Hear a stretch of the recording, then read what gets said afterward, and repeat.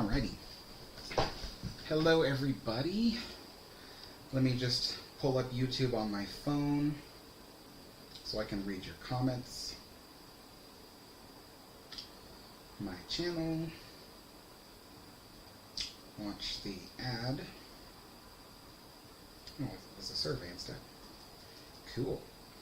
Alrighty. So let's see here. We have Fox Starline. Hello, Fox Starline. We have Glenn. Hello, Glenn. Queen Mary. Hello, RMS Queen Mary. Hello, Tyler. Hello, Jennifer. Yeah, sorry I started late, you guys. I thought I had plenty of time today. I was actually taking my time making everything, and then before I knew it, it was already 4, so...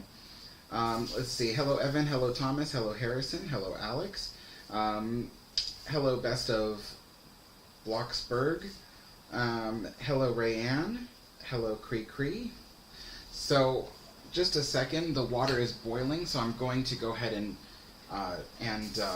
do half boiling, half tap to warm these up even further.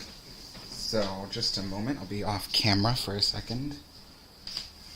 Gotta empty out half the hot tap water. That way we can add... No, I'll just leave that open. Empty out half the hot tap water.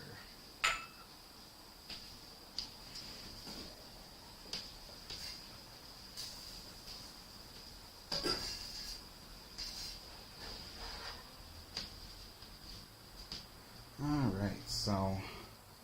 top off this boiling water here. Top that off. Set this back.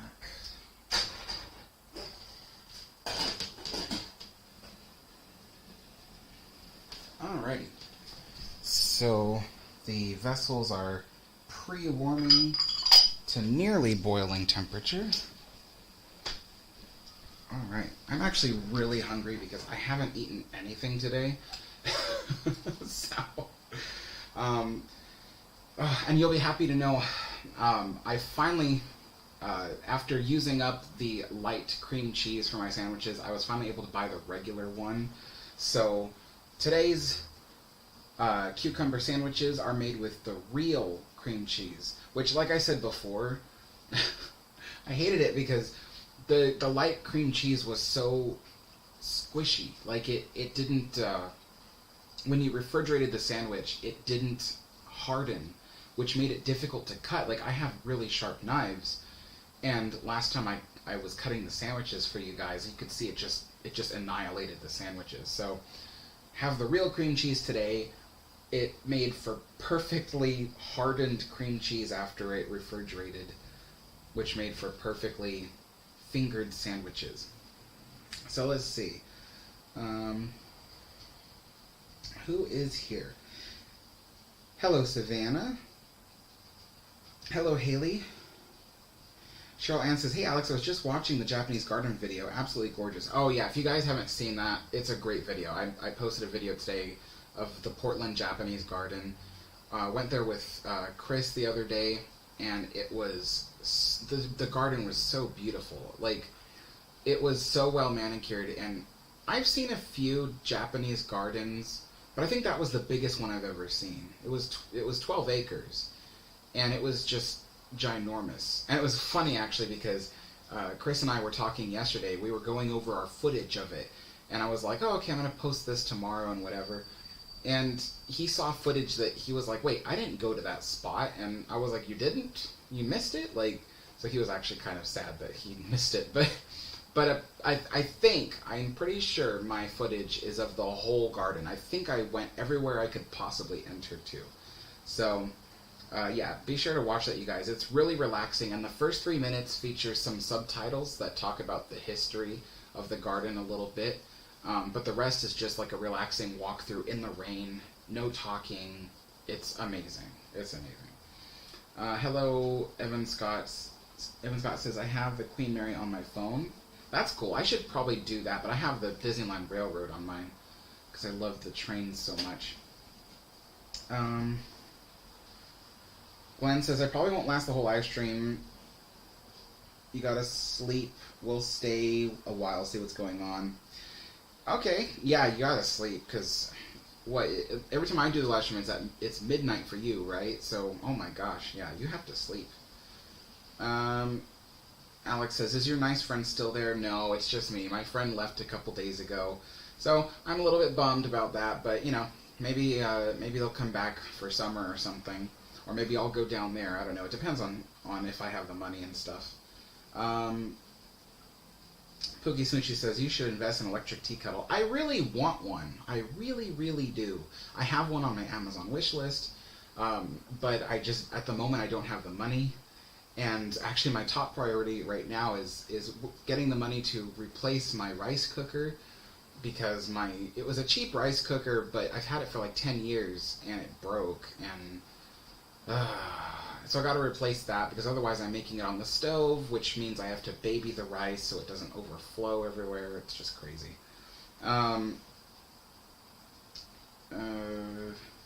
Charlie says, Alex, you don't like to use Keurig for making tea? No, I don't. I would rather just do it the way that Cunard did it, boiling up some water, putting some loose leaf tea in the teapot, all that stuff. Kraken Teeth Gaming, thank you so much. Kraken says, love the Japanese garden, by the way. Yeah, oh my gosh, it was just so pretty. Brandon Bush says, hi Alex, just subscribed to your other channel, the Alex Abner channel.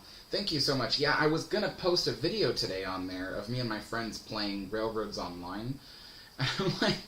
And then I was listening to the audio, I'm like, wait, my voice isn't in there. And I realized the recording software didn't record my voice. It only recorded my friends' voices. So I'm like, great, now I can't post that. Chris says he'll try to send me his footage of it, and I can use the audio from that and just overlay it onto mine, because it's the same audio. So, we'll see. Foxstar says, breaking news, Alex, Foxstar Line has bought Queen Mary, and we decided to put her in our backyard. Well, you better invite me over so I can see it. Candace says, hey Alex, looking forward to your Spruce Goose vid. Yeah, I am so excited. I filmed so much footage of the Spruce Goose. It's all B-roll footage. It's not like I normally do, where I do vlogs and stuff. Because with the Queen Mary, I actually walked through areas of the ship, and I was able to put together segments, some of them lasting 3 or 5 minutes long, of just me walking through a specific room, and then later on I just went back and narrated over it. But the reason why I didn't do that this time when I filmed the footage, I just did sweeping shots. I didn't actually walk through anything necessarily. And the reason why was because actually when I do walkthroughs of stuff, I can't edit it as well into other things. So I have to make a compromise, but maybe I'll make a couple videos out of it. One history video, of course, a history video. That's why I went there, to make a history video. But then maybe I'll try to stitch together a walkthrough with a narrated tour like I did with the Queen Mary, because there is some footage that's useful for that. Yeah, I'll see what I can do. I better empty these out and start pouring the boiling water. Let's see here. I'll just empty this one first.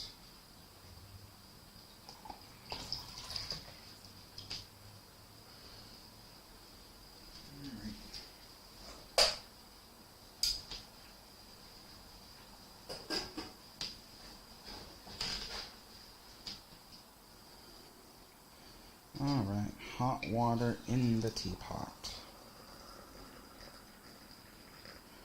I always think I pour enough hot water, and then it turns out I don't. I pour a little bit more. I think the tea just absorbs some of that hot water. Alright. Now, let that sit for a second just to... Great. I think lint just landed in my teapot. I'm gonna have to empty this. It's like a big ball of lint too. I actually almost thought it was like a baby spider or something. Ooh, that's a hot teapot. I literally watched it land in the teapot. Come on.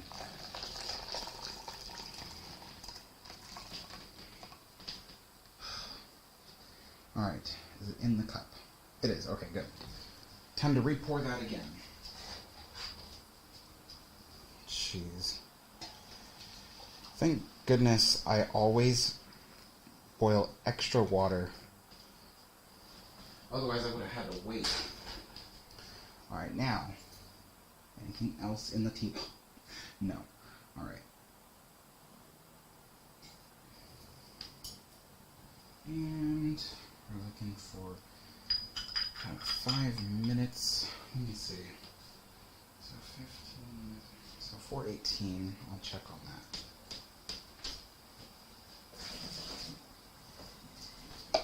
Yeah. Alrighty. So today, oh, I forgot to put sugar in the sugar bowl. Darn it. Okay, well I have 5 minutes, so let me just, let's see.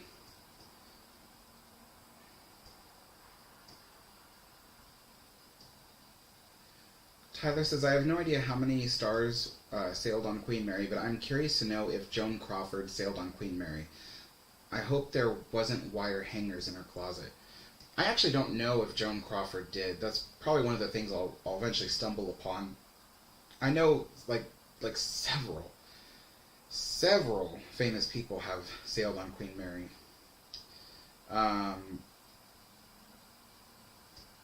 Let's see. Agustina says, Alex, ¿dónde estás? Bien, bien. Gracias. I don't speak much Spanish. It's like among the few words I do know.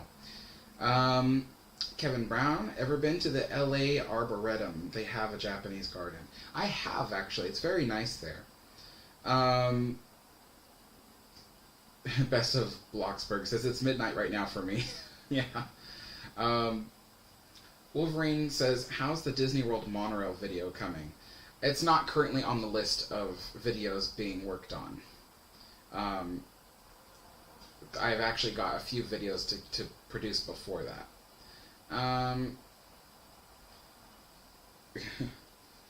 Pookie Smoochy says, ew, stove rice is awful to make. It's not like what you think. It's not like the stuff that comes in a box and you empty it out and it's like pre-cooked. It's not. I literally take raw rice and then I take water and I boil it for several minutes until it becomes rice. So if you think about it, before rice cookers were ever invented, that's how the Japanese made rice. They just had a pot of boiling water with rice in it, and I made rice. So that's how I do it here. I don't use prepackaged box stuff.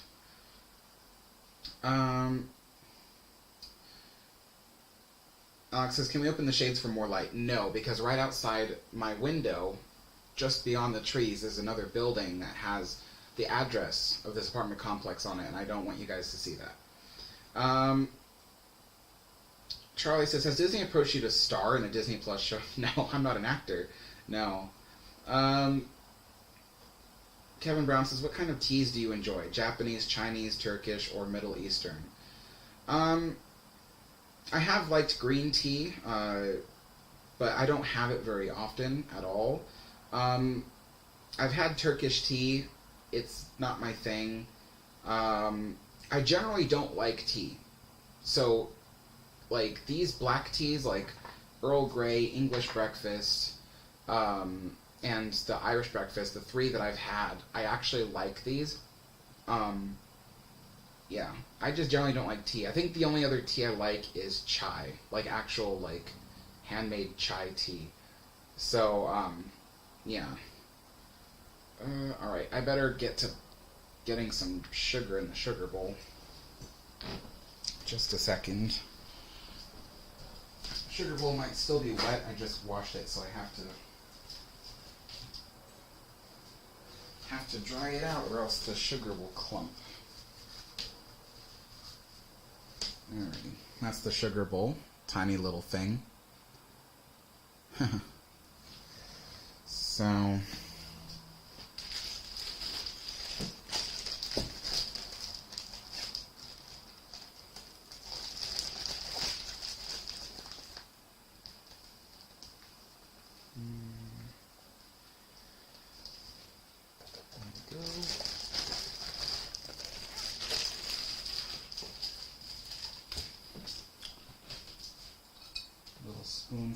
teacup and a little spoon for the sugar bowl. I'll place the sugar bowl over here. This thing can go there. Alright. So, I think it's time, it is, to pour the tea. Alrighty. That lid is really hot. So I like to kind of stir the tea around so it mixes. I like the teas on the stronger side because I grew up drinking coffee, so I really need, like, the tea to be dense. I didn't even tell you, today, you probably saw the box right here next to my hand, but today is Earl Grey. I've been having a lot of English breakfast tea lately, so I'm like, today I'm going to have Earl Grey. And I remember last time I had this a couple days ago on this live stream, I was really impressed with the Earl Grey because, you know, I've only had like cheap, cruddy Earl Greys before. I've never had like good Earl Grey. So this stuff from Twinings is really good. It was like citrusy. And ironically, they don't put anything in here that is related to a citrus fruit. It's just the blend of teas makes it so citrusy, and it smells so good. I love opening it and just smelling it. It smells so good. I remember I had cheap Earl Grey before, and I opened it, smelled it, and it smelled like rotten garbage. I was like, that's not good. But I'm really excited for this. So let's see here. Dump out the hot water from my teacup. And no cream today. So last time I had it with cream, and that was mostly because I had already poured the cream and was preparing to put cream in there. But I actually kind of liked it with just some sugar, and then that was actually pretty good. So pour the tea here. Not all the way, but most of the way, because if I don't drink this stuff fast enough, it just gets cold. So a little bit of sugar. Half. Alrighty. And then we stir. What I gotta get, though, is I gotta buy some, like, fresh lemons, and then when I have this, I'm gonna, like, cut, like, a little thin slice of lemon and put it in the teacup. So that way I can kind of... Because I heard that people have it with lemon, so... And when you mix tea, you always go back and forth gracefully. You don't go around and around, because that makes more noise, and it doesn't incorporate the sugar as quickly. Alright, so... You know, this computer chair I'm using to sit on... It no longer, like, rises up. Like, it's got, like, a, you know, like an air cylinder that lets it rise up. It no longer does that. And, so I really have to pile blankets. I'm sitting on a pile of blankets right now, so that way I can be high enough. Because it's not a table, it's a kitchen countertop, so. Ugh, gosh, okay, so.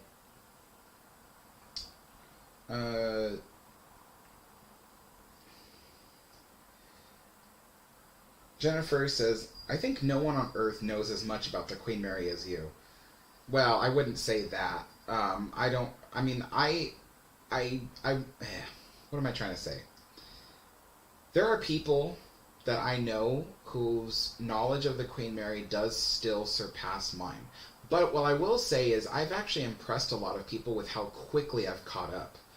Because when, like, some of my friends know, when I want to research something, I bury myself in research. I really get down to... Chris was here the other day, and he saw I have a book on Mauritania, and it's all engineering stuff. The whole book. He thought it was going to be like a picture book, because that's what it looked like. It looks like a coffee table book, but it's not. There's a lot of, like, engineering in there, and so, like, I really immerse myself in books in order to research things. So that's why it takes so long for me to make videos, is because I don't just, like, Google stuff real quick. I only Google stuff as, like, a last-ditch attempt to understand something that I haven't read yet. but everything else is like, I try to get research, I try to like purchase paperwork and stuff that teaches me things. So, but yeah, in a year, I just gained so much knowledge about the Queen Mary. It was ridiculous how much I learned. And I'm still learning way more. Every day I'm like learning something new about the ship, so that way I can make more videos. Because even after I make like the history of the Queen Mary, there's still going to be like random videos all about like, random things that happened in the ship's life and experiences aboard the ship and what the different rooms were used for. Like, I want to be able to actually talk about rooms on the ship that no longer exist today and tell little anecdotes and stories about those. So there's going to be like, so far, an uncountable amount of videos in the future about Queen Mary. Thomas Brooks says, I just got my Queen Mary tea creamer cup today. It's smaller than I thought, but still very lovely. Awesome. Yeah, I just saw one that went on... I only barely looked, but it was today I got an alert for I don't have the creamer, it's drying right now. But a little... It looks like this, but it's literally half the size, and that would be the creamer. And one was going on eBay for like maybe 40, like less than 40 American dollars, plus shipping, which is a really good deal. It was like 35, I want to say, dollars for the Queen Mary creamer. But I didn't look at it because I already have one. I don't need it. But let's see. Alex asks, who first told you about the Queen Mary? No one told me. When I was a little kid, my dad used to take me there every couple of years. So I've been there. I think the youngest I was ever on the Queen Mary was probably 7 or 8. And I hardly remember those times. Sadly enough, the thing is that kids, they tend to remember things that really fascinate them. And while I was, fascinated with ships, like a lot of kids, both boys and girls are fascinated with ships and trains. The Queen Mary should have, like, really solidified in my memory. But the thing is that, previous operators and stuff of the Queen Mary have never captured the family audience. They've never, like, steered their marketing and their experiences at families and children. And it's like, how do you expect to grow your business in the future if you don't target the younger audiences? There's a reason why Disney products are so beloved. It's not just because there's cartoons and stuff and rides and whatever at their theme parks. It's because they know what they're doing. They know how to target the younger audiences. And then as those younger audiences get older, they just keep switching to the next generation. So they're smart at what they do, even if I don't agree with how they do it.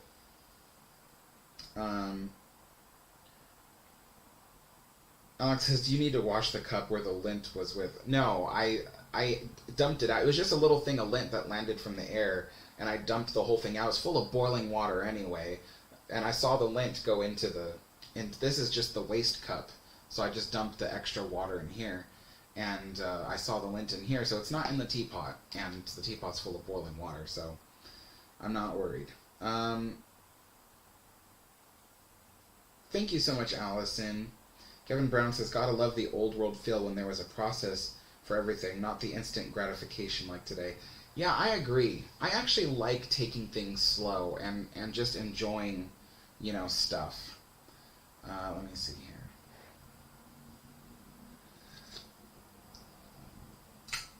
Oh, that's good. That's really good. Now for some Scottish shortbread.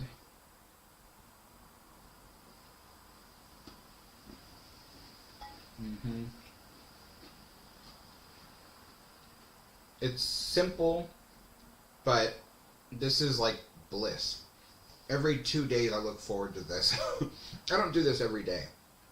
I do make tea in a mug every single day at 4 p.m., when I'm not doing this. But it's not the same as setting up the china. You know, a mug is okay. Never have your tea in a plastic cup, but a mug is okay. But every 2 days when I do a live stream, I look forward to using the china. I take really good care of it. Jennifer asked, do you know if Michael Douglas ever sailed on the Queen Mary? I don't know. I actually don't know about that one.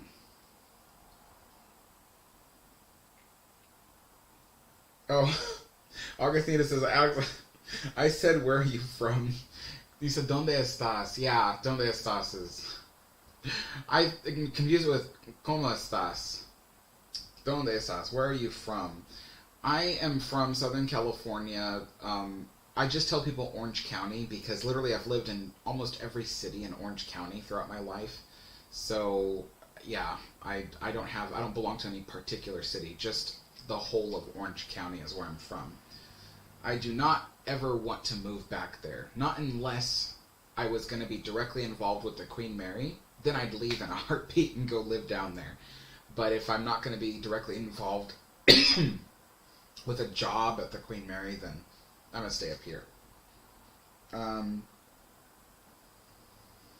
Jennifer asked, do you just eat the rice in the water? No, you boil it. The rice absorbs the water. That's how rice is made. It starts off as a hard grain. You boil it, and it becomes this big, poofy, warm rice. You don't just eat like rice and water.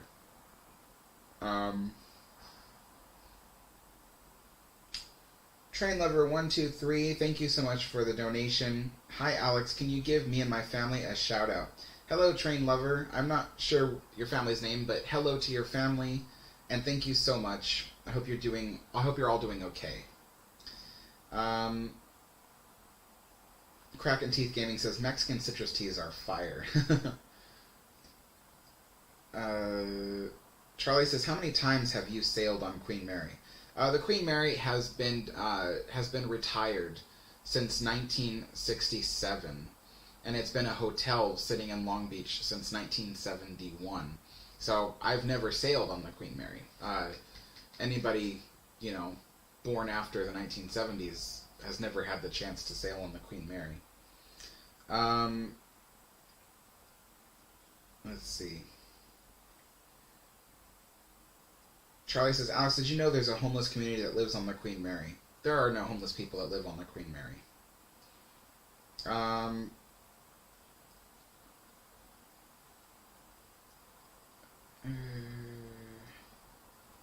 Empire of Waterloo says, greetings from the Empire of Waterloo. Your model railroad is going to be really cool. Which tea is it today? Today it is Earl Grey from Twinings. So, Augustina says, Alex, make sure you don't consume too much sugar or you will be in the hospital. I don't consume that much sugar, believe it or not. This cup of tea has 1.5 very tiny demi-tasse spoons of sugar in it.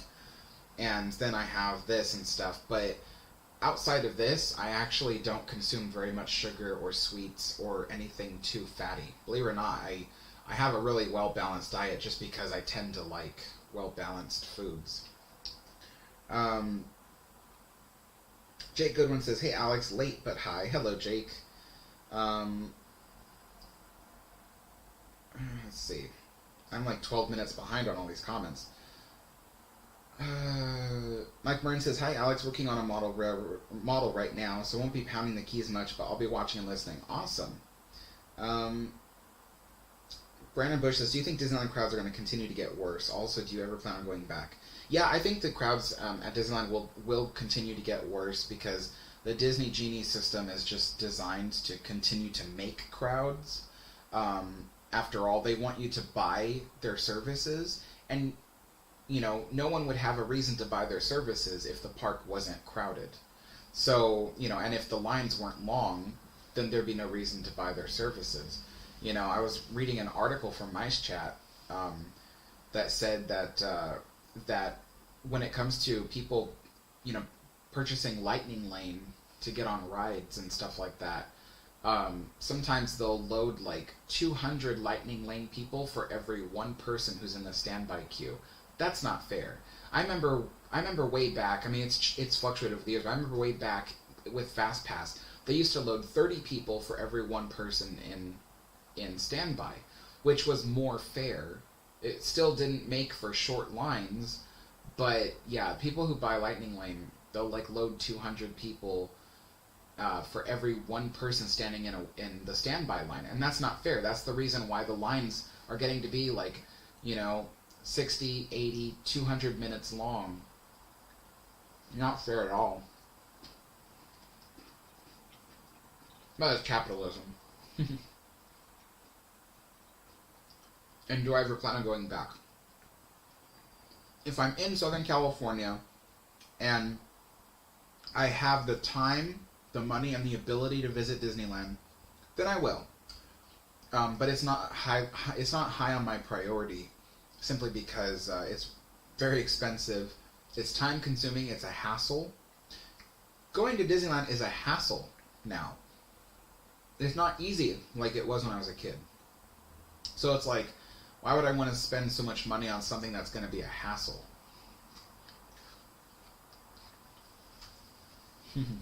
The irony of these park reservations and the genie system of trying to make your experience easier is actually way more of a hassle. So, let me see. RMS Queen Mary says, "Hey Alex, how do the Queen Mary lifeboats move and work?" I have a video on that, so there's a video called How You Can Get a Lifeboat, I think it's called. And in the beginning of that video, I talk all about the history of the lifeboats and how they work. Let's see. Alex says, "Alex, what's your favorite Queen Mary ghost story?" I don't have one. I've never fully experienced a ghost there. I've had an experience where maybe it was a ghost, but I don't know for sure. And it really wasn't anything. So I don't really have a favorite ghost story.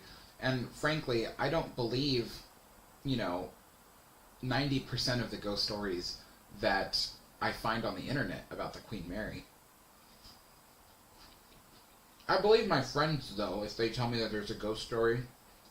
I know my friends don't lie to me, so if they think they saw a ghost, then I believe them. But I can't recall any ghost stories that they've told me. At least not at the moment. Evan Scott says, "Gas prices here is $6. Oh my gosh, really? That's crazy. Yeah, this past weekend, the gas prices here up in Oregon have been going up. Of course, I don't buy gas, so I don't really know what it was before, but yeah.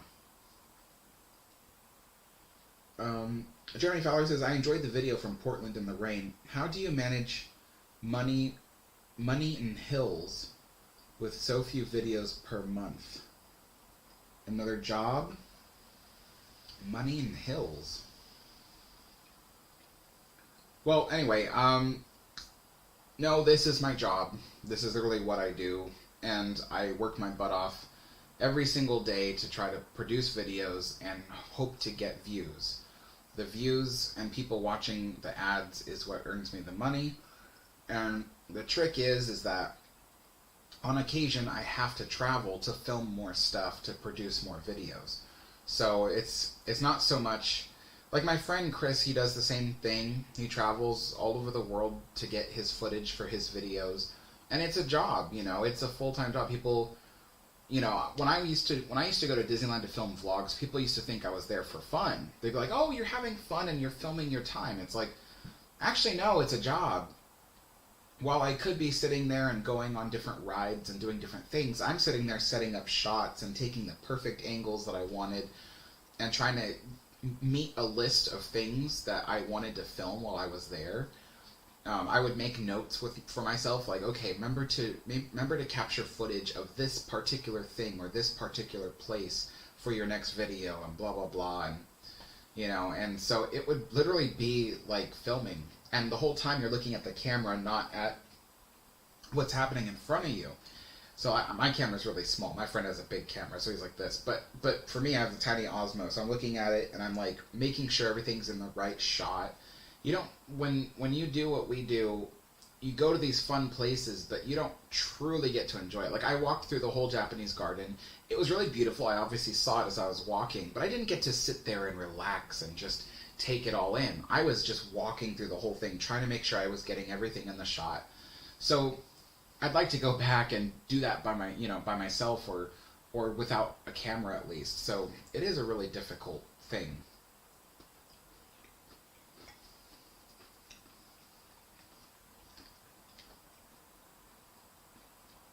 Alex says, where do you like to shop?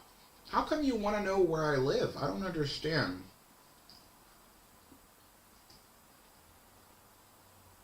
Like, I'm not gonna, not to be rude, but I'm not gonna reveal where I live, you know, to you guys.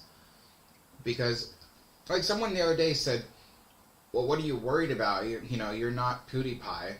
And I'm like, you know, you don't have to be PewDiePie to have enemies. I already have plenty of enemies on YouTube, people who hate me, sometimes for no reason, and sometimes because I think they misunderstand me. But I've got people who would love to give me a piece of their mind.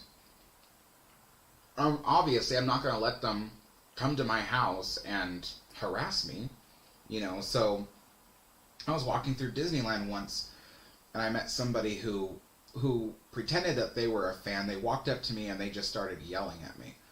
And so it's just like, you know, I'm not famous, but, you know, with 20 some odd thousand subscribers, you're bound to find somebody who just doesn't like you for one reason or the other. So I can't reveal where I am or where I live. This is my safe place, you know. I don't want people walking up and trying to find me in the grocery store or something, you know.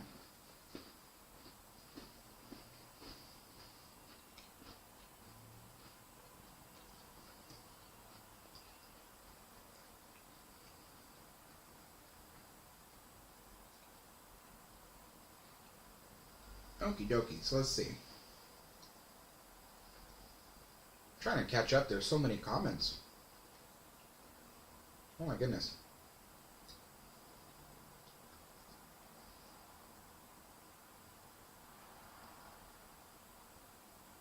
Mishy Cat says the Bergamo Orange is a citrus fruit with the appearance and flavor somewhere between an orange and a lemon, with a little grapefruit and lime thrown in. The oil is from the rind. Did I miss a previous... Oh, I see. Hey, Alex, how are you doing? Earl Grey tea tastes citrusy because of the bergamot oil that comes from the Bergamo Orange. Oh, so there's a Bergamo Orange in here? Is that why it tastes so citrusy? Where's the... That's in a different language. Let me see. Oh, I see, yeah. There is bergamot in there. That's pretty cool. So there really is an orange in there. And you're right, this does, like, now that you mention it, it does taste like a little bit like a grapefruit mixed with an orange mixed with a lemon. Yeah, as it cools down, the grapefruitness actually comes forward. That's really interesting. Thank you. I didn't know that, actually. I was like, I wonder how they got it to taste so citrusy. Like, there's some coffees, like single origin coffees, like, one of my favorite coffees is pretty much anything from the Ethiopia region. And with a single origin coffee, you can often taste the flavor of the region. So Ethiopian coffees tend to have a citrusy flavor. But it's not like they're sitting there, you know, putting orange rinds on the ground and letting the trees soak them up. That's just the flavor of the region. So I was thinking, well, maybe the tea that's in here is like that. But the actual bergamot, and that's really cool. Gotta catch up. Let's see. Jake says, hey Alex, do a couple of videos like first class, second, and third class. I will, actually. I do have plans for that. I've just got so many videos on the table right now that I have to work on. Like, I'm really rushing to get a video out about about Titanic, believe it or not. Not about the history, but a point I want to make. And then after that, I got some other stuff. Then I have all this footage of the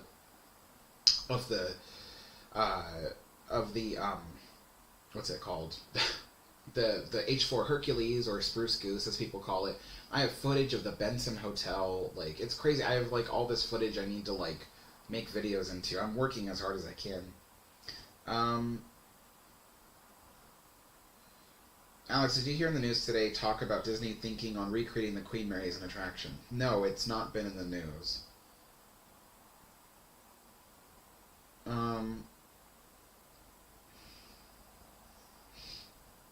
Let's see. Well, Dibney Nate. Oh, hey Nate, how are you doing?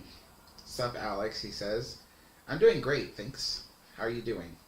I actually haven't talked to you in a while. That's crazy. Charlie says, is it correct to dip things in tea, or is that an American thing? As far as I'm aware, it is correct to dip tea pastries in tea. So digestives, they're specifically made so you can dip them in tea. The Scottish shortbread specifically made for you to dip things in tea. I wouldn't like take a donut and dip it in my tea. That would be weird. But the things I was eating today are definitely designed for dipping. Alex says, what are the most dangerous cities in Orange County? I would say parts of Santa Ana, parts of Costa Mesa, parts of Anaheim, certain like parts of Anaheim. There's a few, there's like a region in the center of Orange County that are not as safe as other parts. Matthew Conway says, hi Alex, how are you doing today? I'm doing great, how about you? Matthew says, by the way, what's behind you? Honestly, it looks like a casket. It's not. This is a model train layout. So these black lines you see are train tracks. So I haven't worked on this thing in 2 years, but it will be featured on my second channel, Alex Abner, and you guys will get to see me slowly build and build and build it over the course of years. So it'll be an ongoing series. I haven't brought my train supplies up yet, just the model railroad. Let's see. Haley says, what do you not like the most about Disneyland? The crowds and the company's ideas of pay me more money and we're not going to care about your experience. That's kind of what I hate the most about Disneyland. RG says, Alex, are you thinking of acquiring one of the Lifeboats Queen Mary is giving away? No, I don't have the space for one. If I did, I would definitely try. I urge anybody to try. Yeah, so. Alex says, what were your jobs when you worked at Disneyland? I was a bus boy for almost all the quick service restaurants around the park. Then I became guest relations tour guide.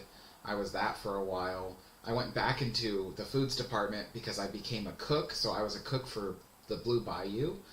I was in attractions for like 1 week. I only lasted like 1 week.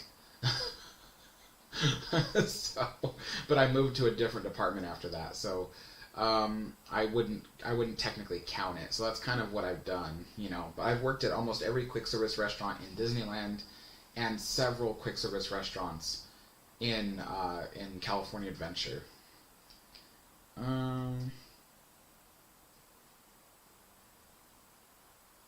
Let's see. Tyler says, would it be fair to say California is the land of the greedy? No. I mean, people get so worked up about like different states, like, oh, this state is full of this kind of people. You know, the thing is that awful companies and awful people live in every state. You know, I have my problems with California that I don't like, but it'd be silly for me to be like, oh, well, California is the place with all the greedy people. It's like, no. It's just so happens to be that there's a lot of huge industries there, And because they're so huge, most people work for them. So it's, and sometimes they're greedy.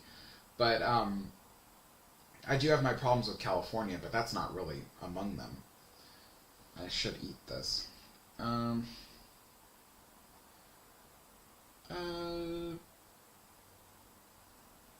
Gosh, I gotta catch up. Getting all this stuff. For the last 2 weeks, Matthew says, for the last 2 weeks I've been obsessed with the Chernobyl disaster. I even found a couple of games on Roblox about it. Yeah, the Chernobyl disaster was really crazy, and there's lots of information about it online. Hello, Aaron. Yeah, the Japanese garden was really wonderful. Evan Scott says, thanks for the Queen Mary update the other day. You're welcome. Fox Darling says, sorry, Alex, I was eating. That's okay. Alex, I have had numerous ghost encounters on the Queen Mary the 2 times I was there. Have you ever heard of the lady in white? Yes, I have, actually. Let's see. Augustine says, do you believe a ghost in the Golden Horseshoe? Yes, I have videos about it. RG says, Alex, who do you think were on the Queen Mary, but if it... What? Who do you think were on the Queen Mary, but if it did? I'm sorry, I don't understand. Empire of Waterloo says, do people have to watch the entire ad to get your money, or just a few seconds of the ad? Generally, watching the entire ad is better, but I still get some ad revenue from people who skip the ad. Murray Morgan says, love Earl Grey tea. What is your favorite? Hello from South Florida. My favorite is the English breakfast tea, but the next runner-up would be the Earl Grey, definitely, which is why I'm having it today. I actually should refill this cup.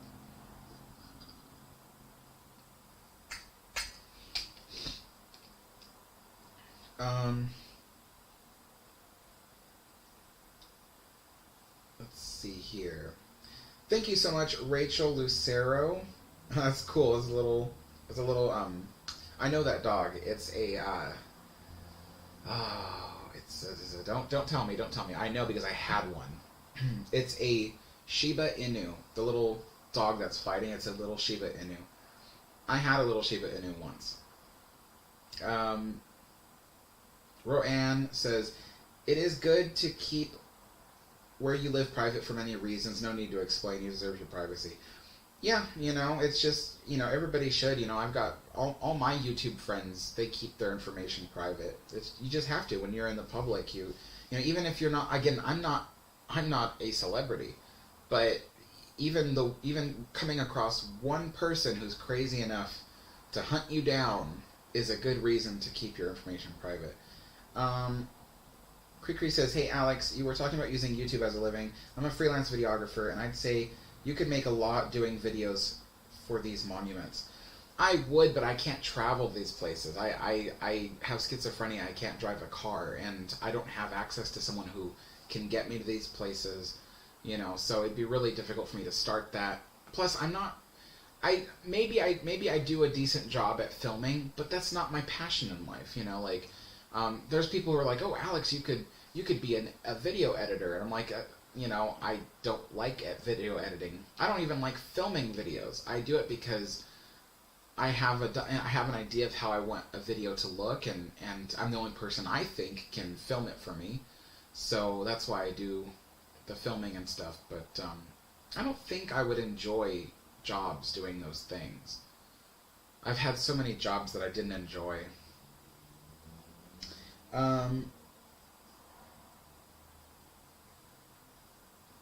Let's see. Linda says, hi Alex, so happy you could catch up with Chris. Connecting with friends is great. It really is.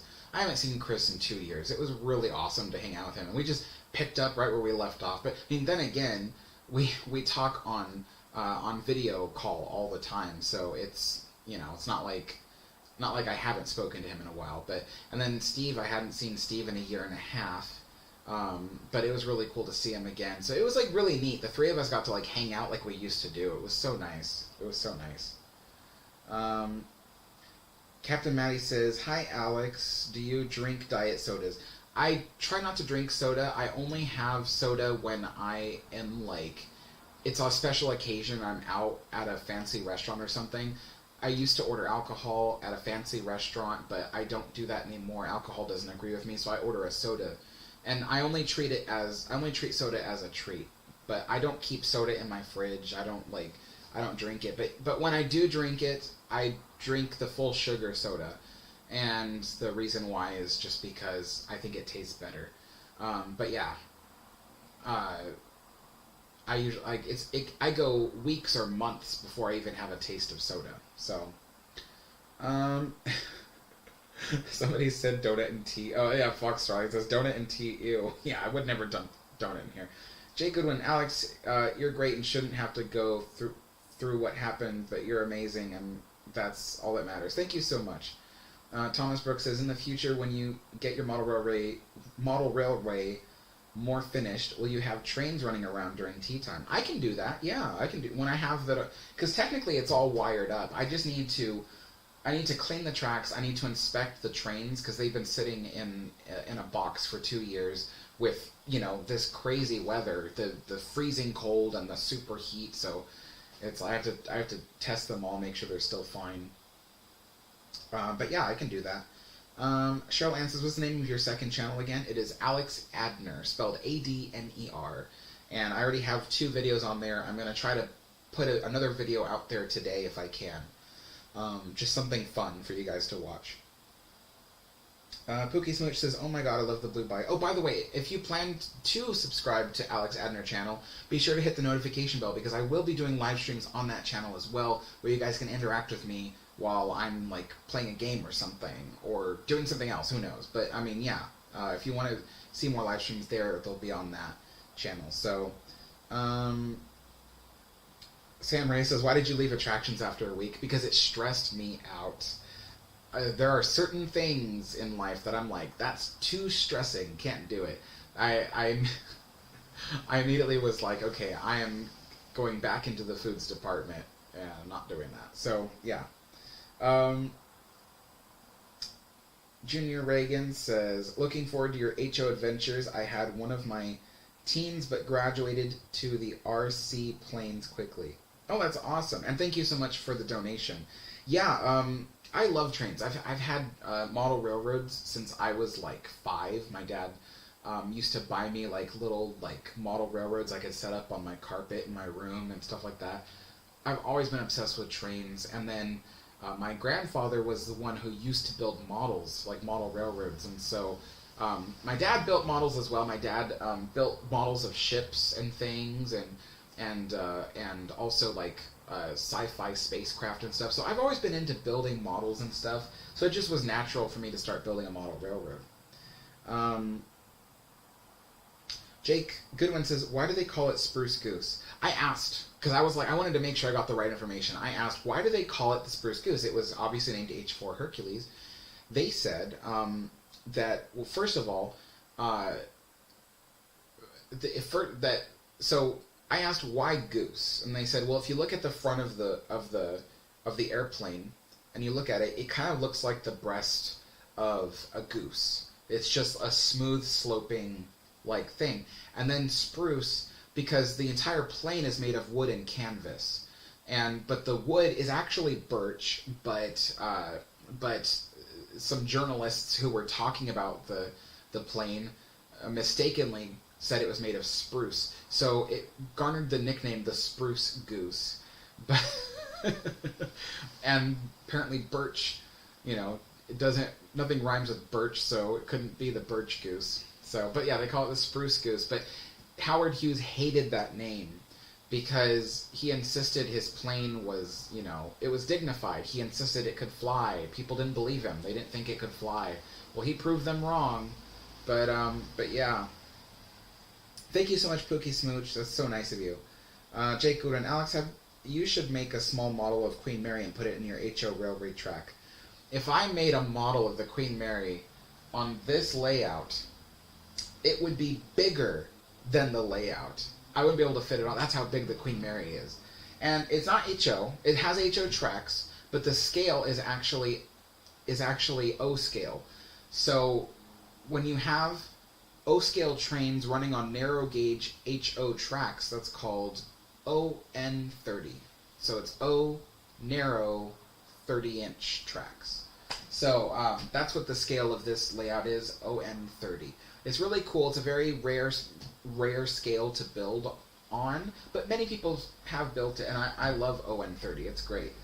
It's small enough that you could fit it like this in your apartment, but big enough that you don't have as many mechanical issues with smaller, steam locomotives and things.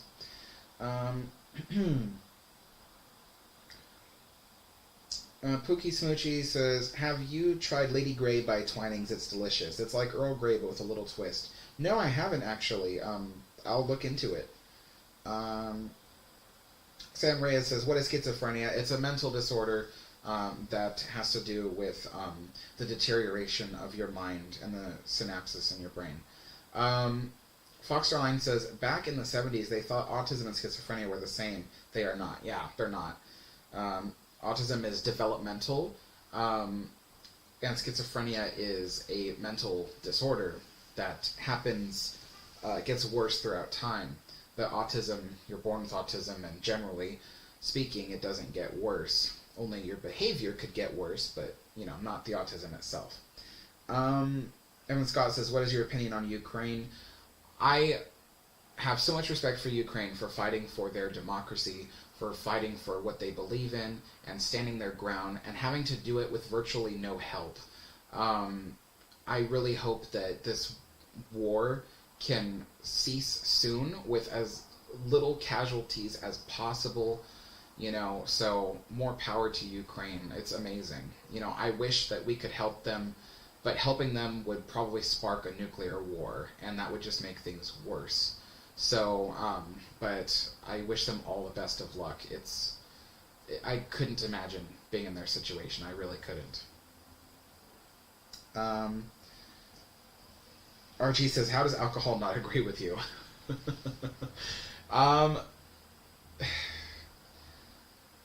So, first of all, I don't drink very much alcohol. So when I do drink alcohol, the littlest amount will get me drunk. Like, really drunk. Because I never drink it. And then the other thing, too, is that when I was younger, I could tolerate all kinds of alcohol, different drinks, different flavors, and things like that. But as I get older, those things just all taste bitter and sour to me, no matter how nice they are. Like, my taste buds have changed. Like, some people, like myself, grew up, having ketchup on their hot dogs, hamburgers, and fries. I loved ketchup when I was a kid, but as I got older, I don't like ketchup anymore. I generally don't eat ketchup at all anymore. And so the same thing kind of happened to me a couple of years back. My taste buds just changed again, and I don't enjoy alcoholic beverages as much as I used to. And because of that, I don't drink as much, so when I do drink, I get so drunk, and I don't like being that. I don't like feeling that way. So that's why alcohol doesn't agree with me anymore. Let's see. James Palm says, hey Alex, how's it going, buddy? Great channel, keep up the good work. Thank you so much. Jake Goodman says, autism is a superpower, not a disability. Exactly. I have a friend who is autistic. He is proud of being autistic, and frankly, he's accomplished a lot in his life. So Eric, if you are watching, more power to you. You're doing great, buddy. Let's see. Tyler Frederick says, Jake Goodwin, that is the greatest compliment I ever received. Thank you. Yeah, that's a really nice thing to say, Jake. Let's see. Historic Travels is here. Hey, Historic Travels. Thanks for the Queen Mary videos. You got. Oh, wait, where'd it go? Thanks for the great Queen Mary videos. You got a good channel. Keep up the good work. Thank you so much, Historic Channels. I enjoy your channel too, actually. I subscribed to it. So thank you so much. You know what? We should do a live stream together sometime. I have a software that allows me to record two people at the same time. We should talk about ships. Something. Anything. Honestly. That'd be really cool. But anyway, contact me if you're interested. Fox Airlines says, Sam. Yeah, Sam from Historic Travels. Captain Maddie says, if we ever meet in real life and later become friends if possible, you might have to save some Diet Coke for me. LOL, by the way, Irish breakfast tea is my favorite, and I recently purchased a Harris Tweed flat cup. That is so awesome. Yeah, I have a box of Irish breakfast tea, so maybe the next time I do this, I'll actually do Irish breakfast tea. Let's see. Sam Reyes says, can you take pills to help with schizophrenia? Yes, you can. Many people are medicated for schizophrenia, and it helps them. I was undergoing 7 years of medication with schizophrenia. Unfortunately, it only made things worse. What helped my schizophrenia was to stop working super stressful jobs, getting good sleep, and trying to do something that keeps my mind busy without keeping me overburdened. Turns out YouTube is actually pretty good at doing that. I can work and do things at my own pace. Sometimes I have difficulty thinking, so it actually helps that if I have difficulty thinking, like today, I was looking forward to this live stream because that allows me to get away from what I'm doing, take a moment and talk to people, reset and recenter myself, and then I can get back to it. And so it's great. Like, there's not a lot of jobs out there that let you do things at your own pace. You usually have to follow somebody else's pace. And as I get older and my schizophrenia gets worse, it gets harder to do that. So I have to start eating this. They're warming up.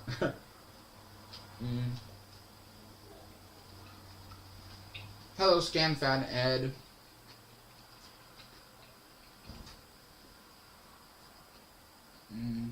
Kenneth says, Alex, have you been to a McMiniman's restaurant yet? Tons of them located throughout Pacific Northwest. They repurpose historic buildings a lot, and the architecture is really neat. I think you'd like it. Actually, I think so. My sister's birthday is coming up. I think she wants to eat at McMiniman's, so I am gonna try. That'd be really cool. I've seen one. There's a restaurant way out in Beaverton called Wildfin. And I've actually really loved that restaurant, so sometimes I go there whenever I get the chance. But near it is a McMiniman's. So whenever my sister wants to celebrate her birthday, I think we're going to try to go there. So thank you so much, Jay Reagan. Welcome to Historian. Let's see. Sam Ray says, have you heard Twinings is coming out with alcoholic tea? No, I haven't. I probably won't be trying it, though. Hello, Optical Gamer. Cheryl Ann says, yeah, how is Eric, by the way? He cracks me up. As far as I know, Eric's doing good. He's been trying to get my attention these last couple of days, but I've been so busy with videos, and then, of course, I had Chris and Steve over, so I couldn't focus on that, but I should try to give Eric a call today and see how he's doing, But yeah, he's great. He's doing a really good job. He's going to college, and he also has his first job right now, so he's doing good on that. So I'm really proud of Eric. He's doing a really great job. Bridevale says, good morning. Your afternoon tea is my morning coffee. Was there dedicated tea times on the Cunard liners, or could you go get coffee or tea at any time? So you could get coffee or tea anytime you wanted. A steward would even bring it to your stateroom. But they did have dedicated tea time at 4 p.m. every day. Of course, when you cross the Atlantic, they changed the clocks back every day at midnight. So every day, the tea time was moved over an hour, but it was always still at 4 p.m. at that time and place on the Atlantic. So yeah, that's part of the reason why I use my Cunard tea set is to kind of relive that every other day, That'd be really great. James Palm says, I'm going to Disneyland for the first time next month. Never been to California. What are some must-dos at the park or LA? I grew up on the East Coast. I've only ever been to Disney World. So at Disneyland, must-dos, if you can, my biggest recommendation is to try to spend more than half of your Disney resort time at Disneyland Park. Most people, they see so much in California Adventure, they're like, oh, I'm going to spend all this time in California Adventure because it's got all this cool stuff, and that's great. But you'll probably find out that you'll finish California Adventure relatively quickly. So I usually tell people, try to spend at least more than 50% of your time at Disneyland itself. Leave California Adventure the more minimal amount of time, because Disneyland will take longer to experience. Also, plan ahead. When you get to the park, be sure to ask cast members their recommendations for the best time and place to see the shows if you're interested in watching shows. Because all these cast members, they have opinions, and some of them might have some really great ones. I used to give people some really great advice on how, when, and where to watch Phantasmic. Of course, all that information has changed years ago, so my recommendation no longer works. But I would be sure to talk to cast members. They're really friendly people. They're willing to help you, like, give you the inside information on, like, where to go, what to do to avoid, things that other people need to avoid. So if you're going to be wandering around Southern California in general, some great places to go. A lot of people like going to the beach. I personally am not a beach person, but there are a lot of beaches in Southern California. Other places to go is like one of the things I really love is the Getty Museum, which is in LA. It's a really cool experience if you go to the Getty Museum. It's up on top of the mountain. It was created by J. Paul Getty. Gosh, there's so much to do. Like, what do I choose? What do I tell you to go see and do? If you like theme parks, there's also Universal Studios Hollywood. There's also Knott's Berry Farm.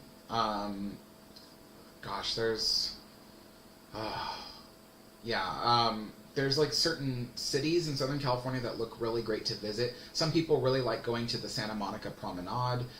Some people really like visiting Huntington Beach or Newport Beach. Those cities are like the classic beachside cities.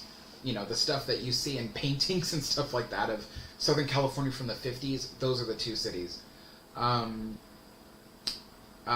If the Queen Mary is open when you go, you're next month. So Queen Mary won't be open when you go, but if you go to Long Beach, you can. Long Beach has the Aquarium of the Pacific.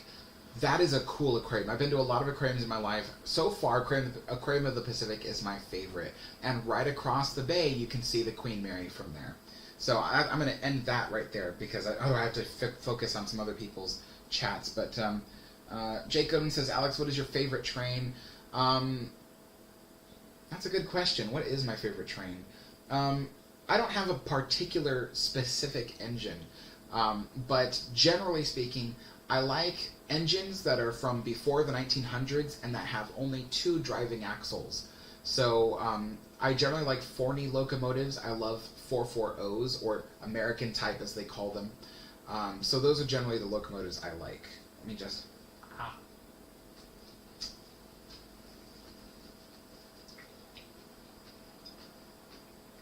The sandwich was falling apart as I was holding it. Oh my gosh, thank you so much, Tyler. That's so nice of you. My gift to you. Thank you so much. Let's see. Pookie Smoochie says, no, you have to try Lady Grey next. Yeah, I'll have to order some. Dwarf Hobbit says, hi Alex, have you ever thought of, or do you have any desire to explore railroads or steam engines?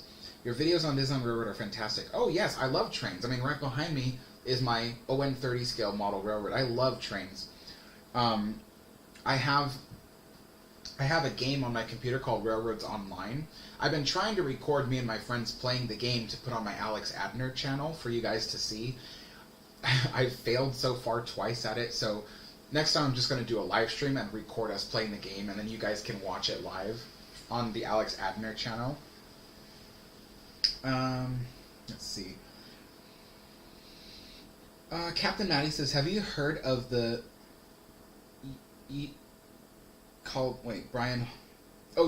called Brian Hull? He is an impressionist and voice actor. Yes, of course I've heard of Brian Hull. Amazing voice actor. Jake Wilden says, Alex, you should do a live stream going around Titanic, Honor and Glory 401. Tour the whole ship. They should make a Queen Mary game like that. Yeah, I will. I'll do a live stream, but it'll be... So, all my live streams when it comes to games, like historic games, are going to be on the Alex Adner channel. Because I notice a lot of people on this channel don't like watching those videos. But if you like historic games, like stuff that I like steam powered, like ocean liners, trains, even... I think a friend of mine wants me to play a World War II game. So, historic games will be live streamed on my Alex Adner channel. There's only 2 videos on the channel in total so far, but if you can go over there and subscribe, it's spelled Adner, Alex Adner. There'll be lots of cool like videos, and that's also where I'll make videos about the railroad layout and stuff like that. Cooking ocean liner meals here. I'm going to try to do that. So, let's see. Jake Goodwin says, do you have a Discord, Alex? No, not a public Discord. I used to, but I don't anymore. Pookie Smoochie says, maybe Santa will get you an electric tea kettle. Well, I'm hoping to get one before Santa has to. Santa is a long ways from now. James Holmes says, thanks, buddy, so much. That helped me a lot. Oh, good, good. I hope you have a really good trip. Aaron Estrada says, yes, a tea time featuring Honor and Glory. Yeah, that would be really cool. Mike Marin says, Union Pacific Big Boy. You know, a lot of people like that train. I went to see it, actually. Maybe I'll post that video on my Alex Adner channel, because I did go with my friends Steve and Chris, and we went to see the Union Pacific Big Boy, and I filmed it in 4K, and I still have the footage. I just never posted a video about it, so I'll make that a video and post that. Brad Vale says, thank you. Thank you. I better finish these sandwiches. Oh my gosh, I got 41 people watching. That's pretty cool. I actually got through the comments list. Oh my gosh.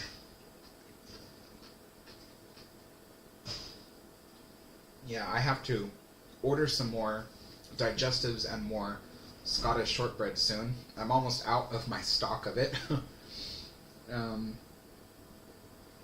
Oh, thank you so much, Jay Goodwin, for posting the link. Everybody can see now in the live chat that the link to my second channel. There's 2 videos on there. Like, one is the full tour of my apartment where I talk about all of my collections and stuff. The other video is me painting a raven. I'm trying to get back into painting, so we'll see. I've got so much stuff on my list of things to do. Fox Starline says, which are more interesting, trains versus ocean liners? Oh, you can't make me choose. They're two totally different things, you know,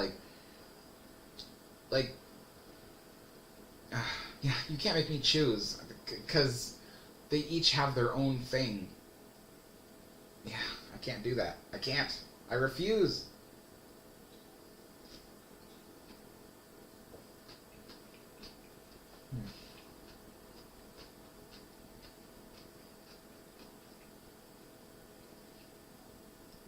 You know, I was really surprised because when my friends Steve and Chris were visiting, I was using the other teacup, the cracked one. It's currently in a drying rack right now, drying because I washed it.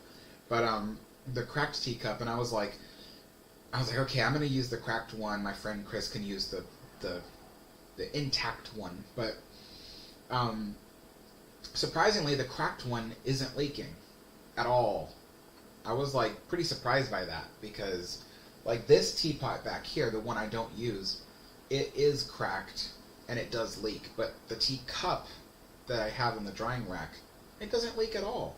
It's weird, but good, because that means I can actually use it. So Fox Starline says, gotta say ocean liners.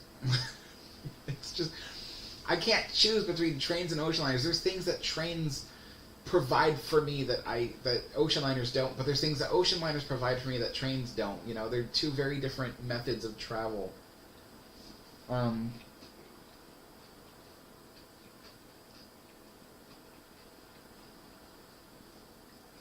Thank you, Linda Solis, for subscribing to the Alex Adner channel.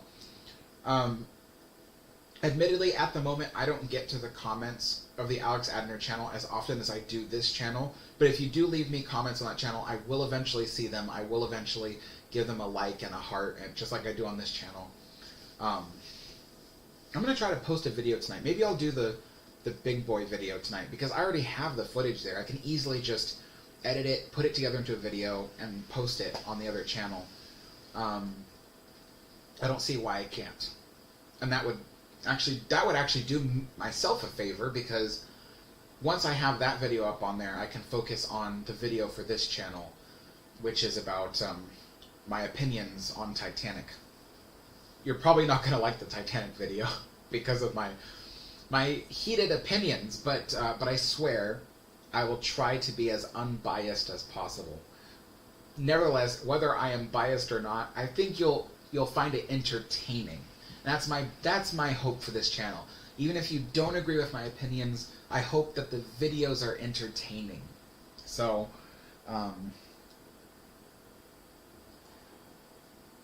Ivan Joseph Erasmus says, "Hi Alex, I recently got into aircrafts. Do you know about the Spruce Goose? You have to visit it." It's funny you say that because I actually did visit it. I did a live stream on this channel where I visited the Spruce Goose at McMinnville, Oregon. I am currently in the process of researching and making a video about the history of the Spruce Goose. I filmed it inside and out. I paid for a special tour to go inside and see it, and me and my friends went up there.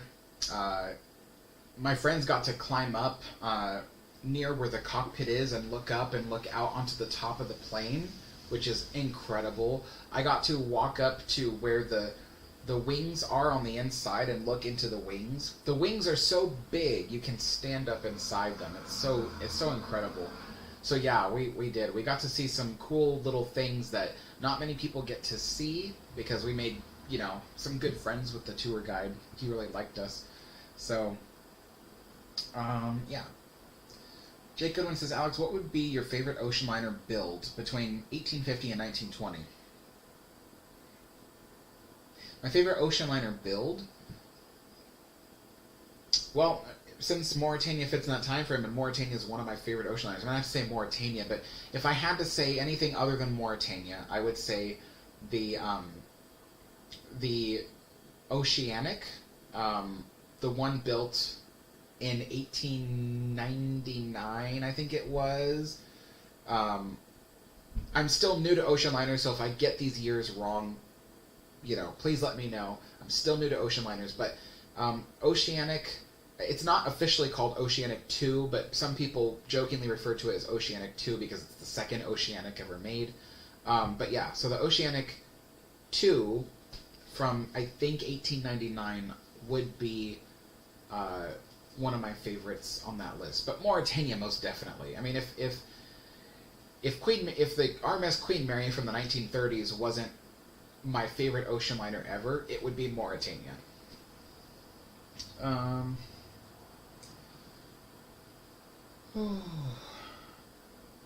Oh, Tyler. Yeah, I know all about Isambard. Bridevale says, "Do you have a favorite or know of any sailing ships that you could possibly make a video about?" I'm not a sailing ship person. I like steam. I like steam power. That's why a lot of my videos, when it comes to history, are from the age of steam. Because I just love steam power. Sailing ships are pretty cool to look at, but I don't know, there's something about steam that just drives my interest a lot more. Foxline says 1899 is correct. Thank you. I have a book about Oceanic, so I'm trying to learn about it.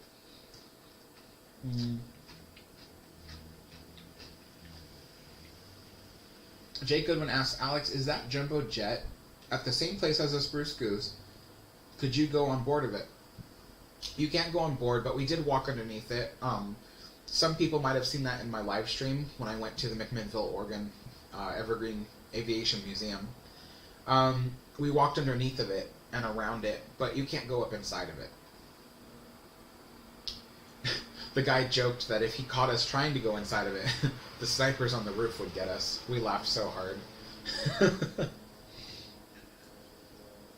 Thomas Brooks says, "What is the best way to be 100% sure that Queen Mary China is authentic?" The best way is to... Let me just try this out. The best way is you look on the bottom, and you will see... Ooh. Sorry, I'm trying here. Okay, so you look on the bottom, you will see the Cunard seal If it's after the war, it looks like this.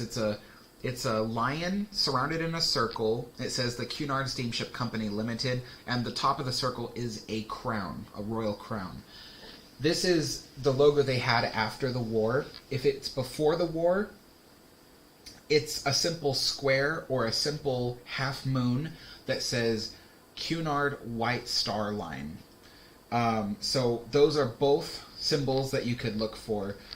And then, of course, the bottom it'll say either Maddock or Foley, or I think the third one, I don't remember the third one, but you just look on the bottom, and if you see the Cunard seal, then you know it's authentic. Now, Cunard also used to sell these exact same plates in a souvenir form, but the ones that you know are souvenir will literally say souvenir on top of it. But they're still just as old as these. They were just sold on the ship back then. These are the ones that were actually used on the ship itself. So yes, look for the Cunard logo on the back. Sometimes it's a square with says Cunard White Star Line. Sometimes it's a half moon and it says Cunard White Star Line. Or like this one from after the war, it will say the Cunard Steamship Company Limited with the lion in the center and the crown on the top. So that's how you know it's authentic. Whew, a lot to say.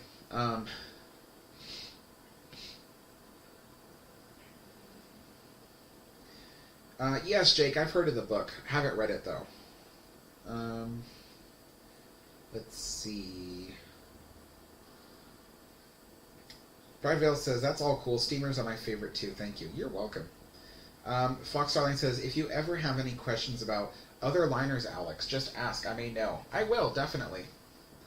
Pookie Swishy says, I feel like I'm spamming your comments. I just thoroughly enjoy your content and you inspire me. You created this whole community talking about the things that you love. Thank you so much. Yeah, no, you're not spamming the comments. It's really great to be able to talk to people who have the same interests as I do because, you know, in my life, there aren't many people who have the same interests that I do. So it gets kind of like lonely, like, you know, everybody that I do know, they just have other interests. So it's great to be able to hang out with people every other day on this channel and just talk about stuff I want to talk about, you know, like, it's great. And you guys ask all these questions, and sometimes I don't know the answer, but it's always fun to find out the answer, you know. I'm going to refill my cup.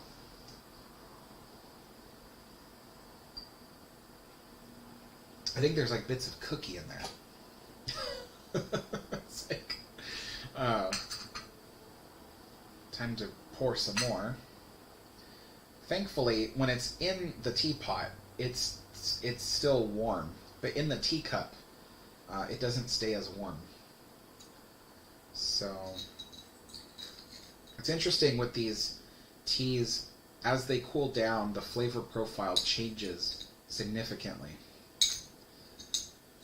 But it's still good, still tastes good.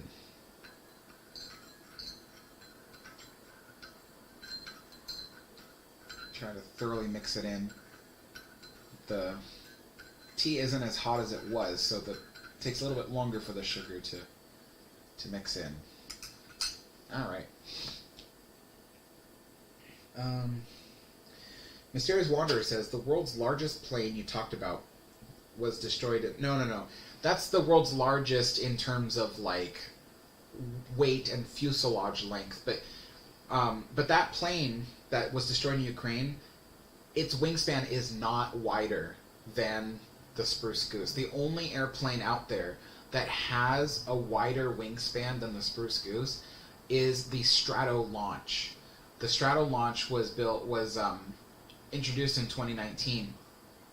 So it took from 1947 all the way till 2019 before any plane had a wingspan wider than the Spruce Goose.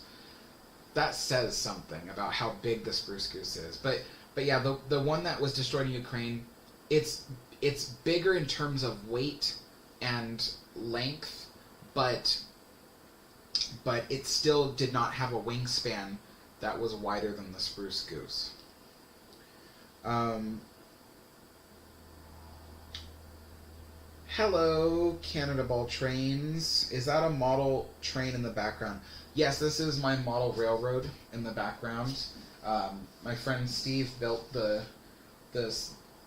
I don't want to say table because it's not necessarily a table. It's just a support structure that it sits on. But it's really awesome. I love how he made it. The whole railroad is barely started work on, so it's not painted or anything. I think the best thing I have is I have some wooden bridges on here.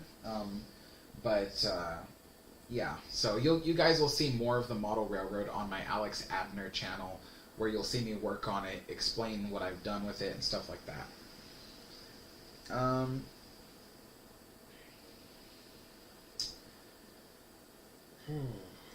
Brennan Bush says, what do you think about Ogus Cantina? I thought it was overpriced and overrated. It's a nice experience if it wouldn't cost so much and it wasn't so crowded. But other than that, it was an okay experience. I just think it was just overpriced for what it is. Yeah. Tyler says, gotta ask, what do you think about the Coast of Concordia disaster? It was really terrible. It was easily avoidable. People shouldn't have had to die for the stupid decisions made that night. But unfortunately, that's the world we live in, where stupid people are put into positions of power, and they abuse that power, sometimes, in this case, for the sake of making themselves look good. And then, then they try to avoid paying the ultimate price. So, really sad. Coast Concordia disaster. Really sad. Jake Goodwin says, Alex, that's the same with me. Not many people I know hate me when I talk about history, so that's why I always love talking with you. Yeah, when I have family members who, they'll listen to me talk about history, but I can see when their eyes glaze over that they're done. So I don't get to talk to that many people. It was great when my friend Chris and my friend Steve were here. I get to talk with them. When I do video calls with my friend Chris or with Steve or anybody else like Eric, I'm able to talk about these nerdy things with them. But it's great to have there's 43 people watching, and I get to talk with all of you guys about everything: Disney, trains, ocean liners, tea, all that stuff. So it's really great. Let's see. Cannonball Train says, if that's a model train, what scale is it? N or HO scale? It's actually ON30 scale. So ON30 scale. Mike Marin says, off to Hobby Lobby. Need to get some more paint. Thanks for your time. You're welcome, Mike. Good luck. Yeah, no, it's ON30. Stands for O scale, narrow, 30 inch. It's a really rare scale. So not many people have it. It's very niche. So thank you so much, Jake, again for posting my channel link for my second channel. Henry Hallfan says Copeland's was the name of the third China company. They produced under the Cunard White Star Line starting in 1936. Yeah, Copeland's. But there wasn't... So besides Copeland's, there actually was another. There was one that... They didn't produce China. They made the third class tea sets. And it was made out of just regular porcelain. But they made the third class ones. They were the ones that made the blank tea sets. The ones that didn't have decoration. And they weren't made of China. They were made of like a really cheap porcelain. And I can't remember what it's called.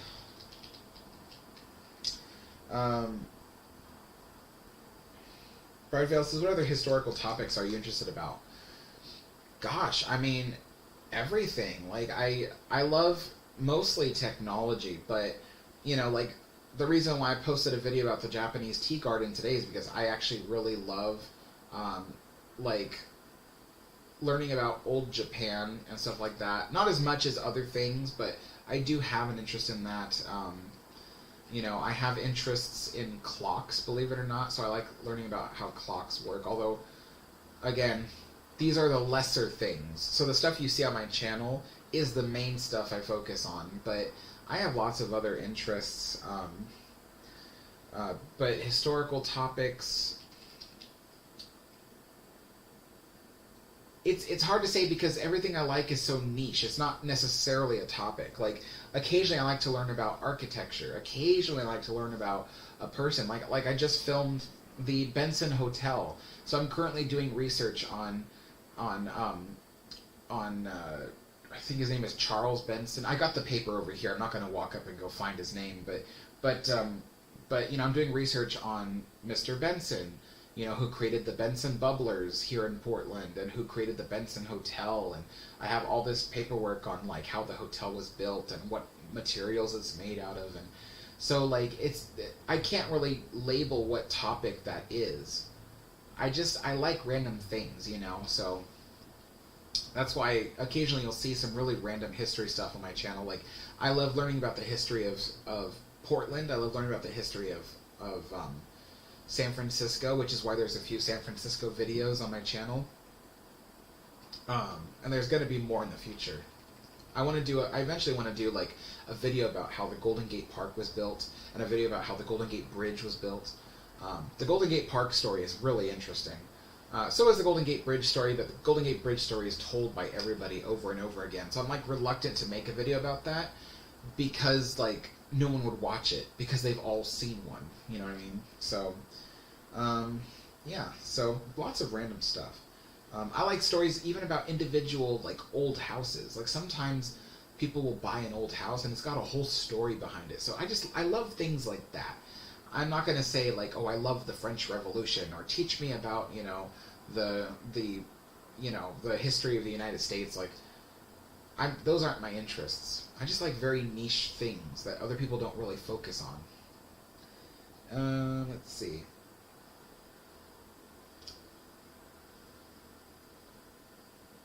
Let's see here. Aaron Estrada says, working at Disneyland on Main Street, I remember seeing a flyer of a trip plus meal on a vintage train/car. Boyd, one of the maintenance men, he and a couple of others owned a vintage train car. Oh, interesting. Nice. Cannonball Train says, are you British? No. At times I kind of wish I was British, though. Let me tell you, people of Britain, you are lucky. You are lucky you live where you live. I would love to live somewhere in Britain. Every place has its ups and its downs, you know. There's things about the U.S. that I love, and there's things that I hate. But I think generally I wish I could have been British. But, you know. Let's see. Brandon Bush says, do you care about the history of Disney World? Not really. I've made a video or two about it, but generally speaking, no. I'm not a theme park person. I only love Disneyland. That's why I have no videos about California Adventure or the hotels or anything. When it comes to theme parks, the only one I love is Disneyland, and that's why I've made videos about it. But I don't generally care for any other Disney parks or any other theme parks in the world ever. I'm not a theme park person, so...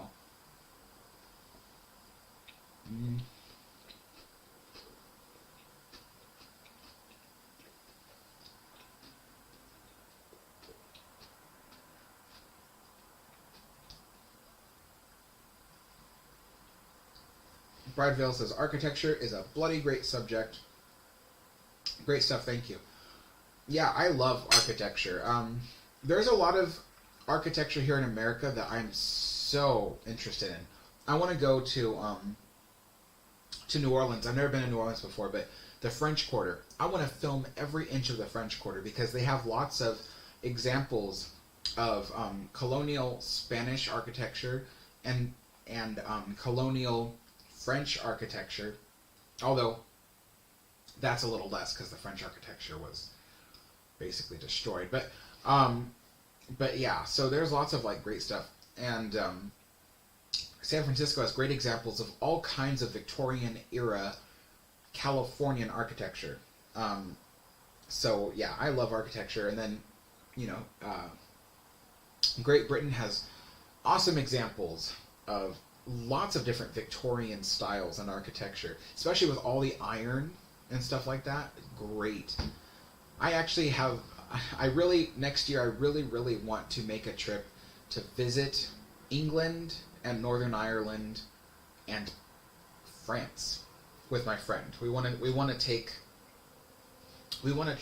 a transatlantic crossing on the Queen Mary 2 to get to England, and then, spend some time there, and then come back on another transatlantic crossing.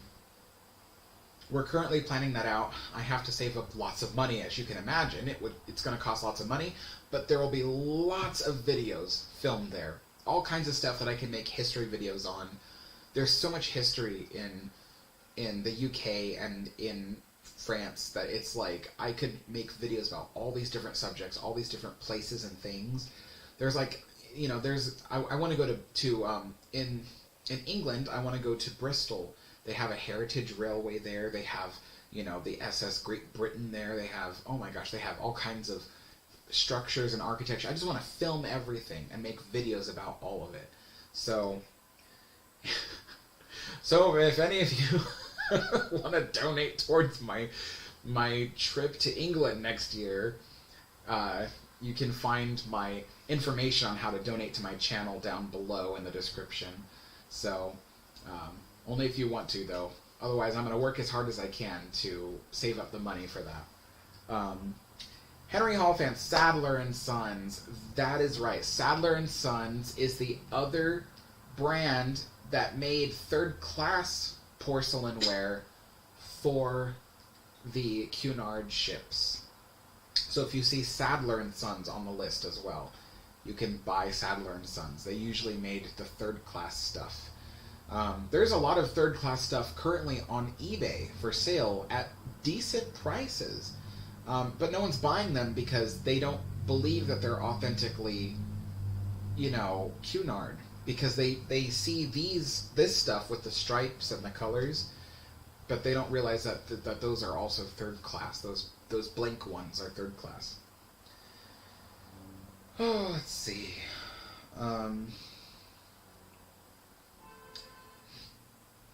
Alright, Pookies Moochies, see you later. Have fun. Have a good dinner. Haley says, what about Animal Kingdom? I actually liked Animal Kingdom. It's outside of Disneyland, it's my second favorite Disney park. It's really beautiful. I have nothing bad to say about Animal Kingdom. Yeah, no, nothing bad to say about Animal Kingdom. I actually really like Animal Kingdom. Tim says, I have a tea recommendation for you. Try Yorkshire biscuit tea sometime. It's amazing. Okay, I'll look it up. Yorkshire biscuit tea. Okay. Tyler Frederick says, if you go to Ireland, you have to visit Belfast. That's why I'm going to Ireland, is to visit Belfast, see the Titanic Museum, see the SS Nomadic. The SS Nomadic was a tender for the RMS Queen Mary as well. So the Queen Mary and the Nomadic, they have a little bit of history together. So yeah, the whole reason why me and my friend want to go to Ireland is to see Belfast. So Thomas Brooks says, want to go on the Queen Mary 2 sometime, but it gets very expensive for a trip. Yes, it does. But the interesting thing is, as expensive as it gets, if you think about it, you're spending 8 days at sea with free food all day, all night. Free entertainment, free everything. So, it's not free, you paid for it, obviously, but you're not paying extra for it. So when you think about it, staying 8 days at sea, for, about $2,000 is actually a really good price when you think about it. Yeah, so, alright,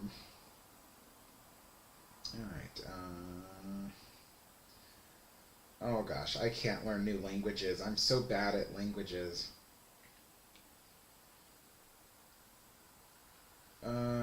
Fox Starline says that Nomadic is the last White Star Line ship left. Yeah, yeah. Technically, you know this already. I know you know this, but technically, the Queen Mary is, in a way, a White Star Line ship. But the reason why she's not fully White Star Line as some of my lesser people don't really know as much. But the reason why, for those of you who don't know, is because the two companies merged just before the Queen Mary was completed. So Cunard ended up absorbing White Star Line. So by technicality, the Queen Mary is also one of the last White Star Line ships. But technically that's Cunard White Star Line. So it's Cunard White Star Line is not White Star Line, nor is it Cunard. It's its own company, Cunard White Star Line. But yeah, just a little fun fact for you guys.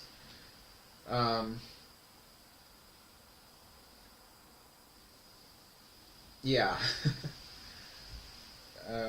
Jake Goodwin says Cunard should recreate White Star Line as like a cruise or ocean liner partner of Cunard. Fox Starline says if they didn't merge, Queen Mary wouldn't be here. That is true. If those two companies did not merge, Queen Mary would not be around. Thomas Brooks says, Alex, have you looked up the deck plans of the Queen Mary 2? And if so, what do you think would be your favorite room to be in? I've seen the deck plans of Queen Mary 2. My favorite room, I think...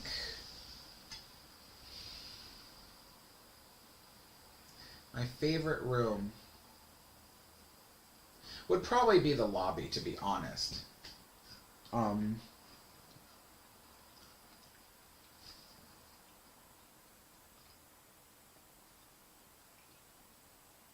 Although the library does look very beautiful.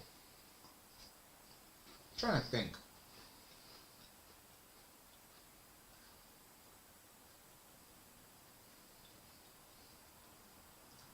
I don't know, to be totally honest with you.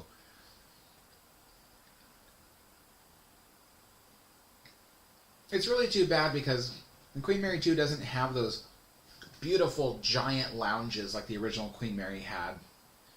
You know, original Queen Mary had these palatial giant lounges and smoking rooms that are just so beautiful, and Queen Mary 2 doesn't have that stuff.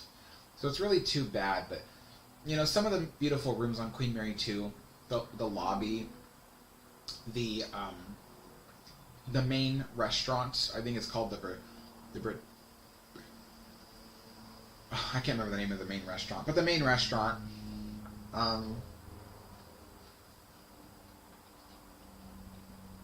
yeah,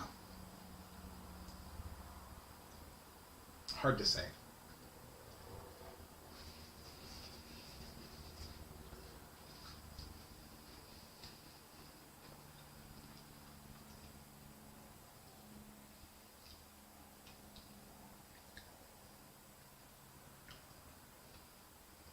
Jake Goodwin asks, why didn't Queen Mary have a balcony cabin like Titanic had?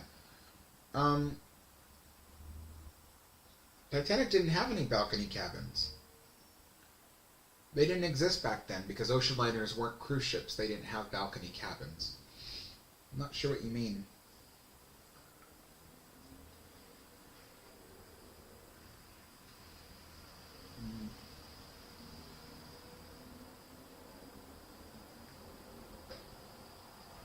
Glenn says, did you see the guy who bought a small ship he is renovating on YouTube? Yes, there's the Aurora, and I've been following his channel. Pretty cool stuff. Yeah, Oceanic 3 would have been interesting. I personally wouldn't say beautiful. But she would have been interesting.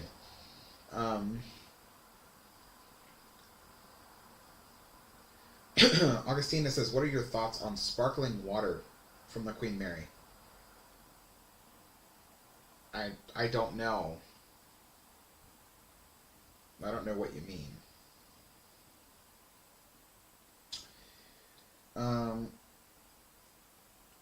Titanic Films by Mark says, question, Alex, are the lifeboat davits going to be saved on the Queen Mary? Yes, they're going to stay. They have to. They have to stay because unlike some other ships like the QE2, the lifeboat davits on the Queen Mary are part of the support structure of the sun deck and the promenade deck. So without them there would be issues with the structure. I can't predict what they are, but it is part of the support structure, and it has been communicated to people that that the lifeboat davits have to stay for that reason. So on the QE2, they were not part of the support structure of those decks, so they were able to just kind of like pull it off and stuff. You know, it was designed to be removable. So, but the ones on Queen Mary aren't designed to be removable. You'd have to cut them off, and it could cause issues.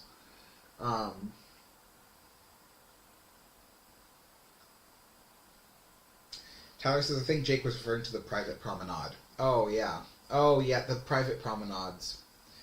I'm trying to think off the top of my head if Queen Mary had any private promenades. No. She didn't have any. I think mostly because it was unnecessary. You know, like, private promenades were just a waste of space. I feel like there is, like, a bump on my forehead. Private promenades were kind of really just a waste of space. I mean, yeah, you had the ability to brag that you had your own private promenade, but really there was nothing to do out there. You just sit there, you know. And if the weather was really bad, you wouldn't want to sit on your private promenade, because looking at the ocean just, you know, it would make you sick. So I think they learned very quickly that private promenades were just, in the end, a waste of space. So Queen Mary didn't waste space like that. They wasted it in other ways.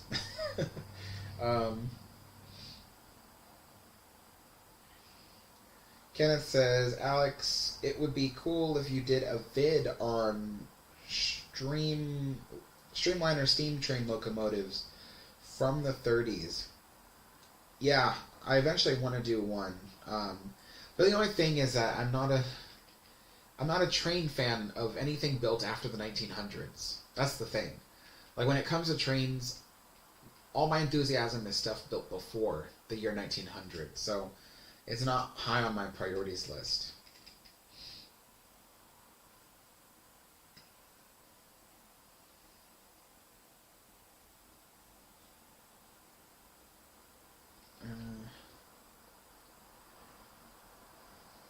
Nerd Life says, I just saw that the old Poseidon Adventure film shot some scenes on the Queen Mary. You know, a lot of people say that, but I saw it, and none of the scenes were actually shot on the Queen Mary. Like I know, like, some people are like, oh, but what about the ballroom and stuff? And it's like, that wasn't shot on the Queen Mary. That was shot on a movie set. Like, I didn't see any scenes that were actually on the Queen Mary. But I do know that because the ship was so, it was designed to look like the Queen Mary. I know that they often did their marketing and stuff associated with the Queen Mary. I don't know. Unless someone can name a specific room or place where they actually filmed on the ship that wasn't a movie set, then that would be cool, because I haven't seen any.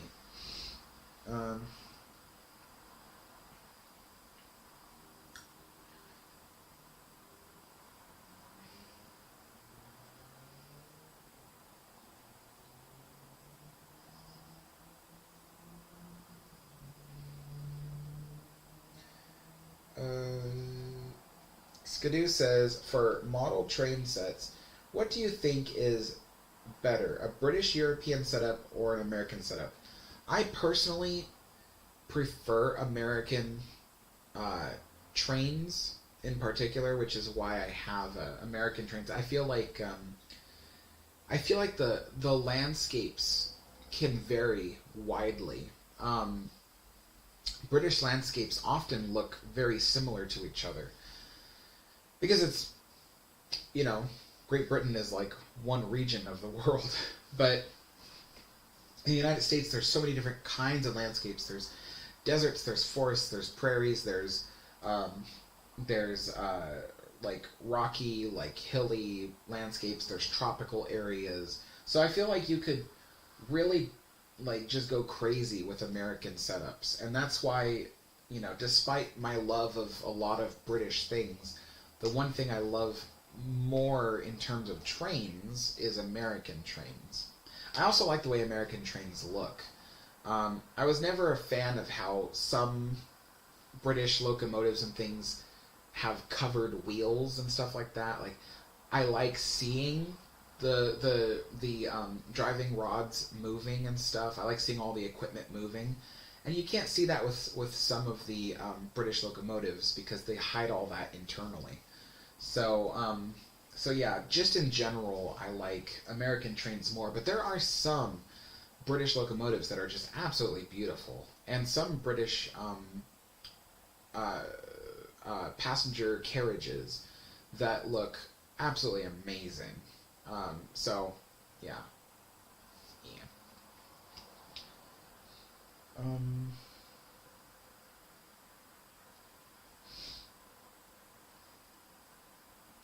Yeah, Aaron, like, I don't know. It's not because, it's I obviously love the Art Deco age more than anything. Like, if people ask me, Alex, what time frame in the world would you live in if you could? I would say the Art Deco age. I would say the 1930s. Granted, if horrible things like World War II, and the and the Great Depression and stuff like that weren't, if all those big societal issues and world issues weren't on the plate, then I would say the 1930s. But yeah, but just in terms of trains, I prefer anything before the 1900s. In terms of ocean liners, I prefer generally anything after the 1900s, but before World War II. I feel like ocean liners after World War II, I'm not interested in them. I don't know what it is. There's just something about the classic look of pre-World War II ocean liners. They look amazing.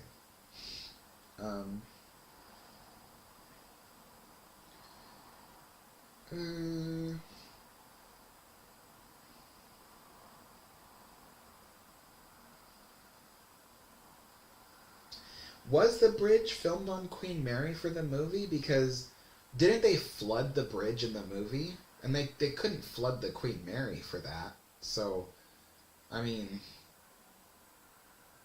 like, I remember seeing a scene where, like, a porthole burst open and all this water came in. It's like, that couldn't have been filmed on the Queen Mary because they wouldn't, like, put a fire hose of water into the bridge.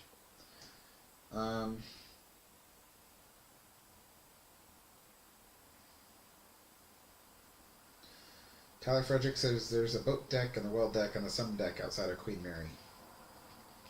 I guess I'll just have to watch the movie again.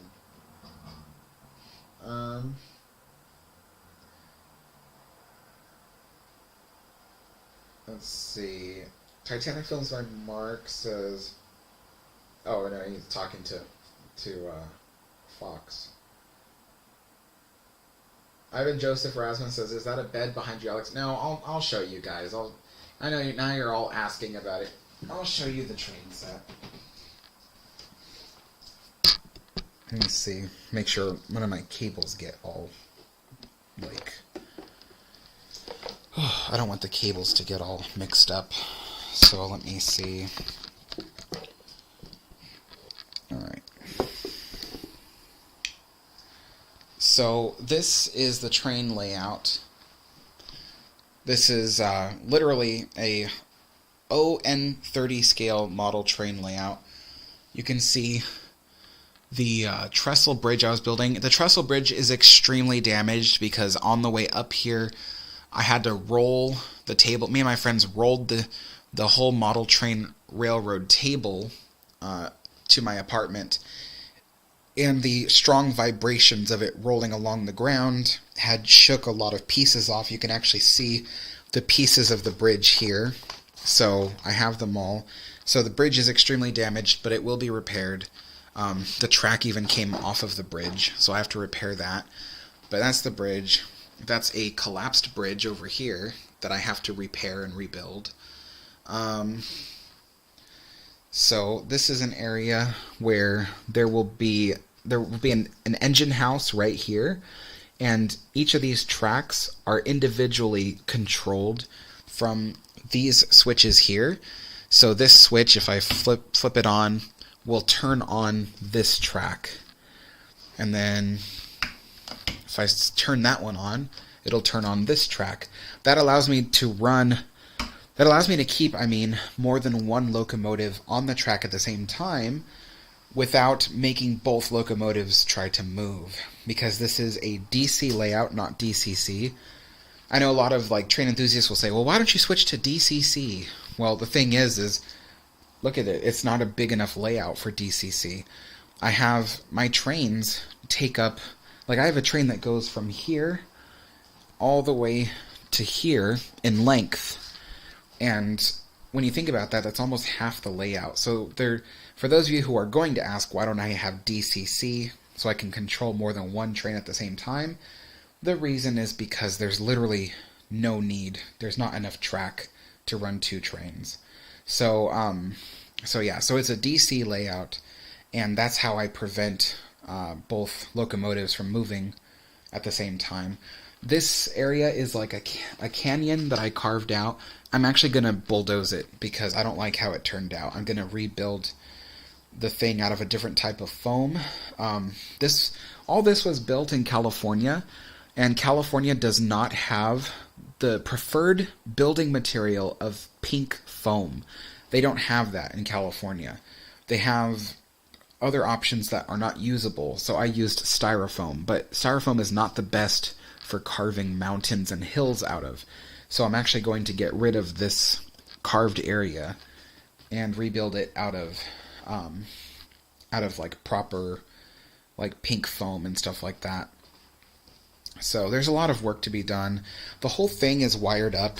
This is the cable that will connect to my controller and stuff like that. So it's all wired and everything, really nice. It's just very incomplete. As you can see, I laid down a grid so I know where to place things. So it's very carefully laid out. And the railroad is called TCRR, so Tumble Rock Canyon Railroad. That's the name of my railroad. So yeah, that's just a quick overview of the train layout. Yeah. So now, back to the T. Let's see here. There we go.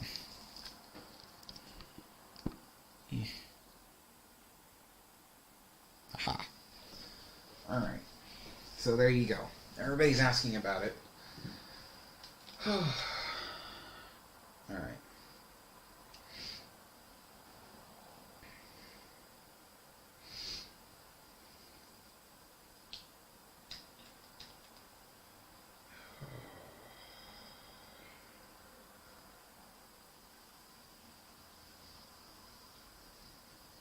Oh yeah, Goofy Rules, I have to agree. The best part of model trains is making the landscapes. Yeah, that is definitely my I love making the landscapes.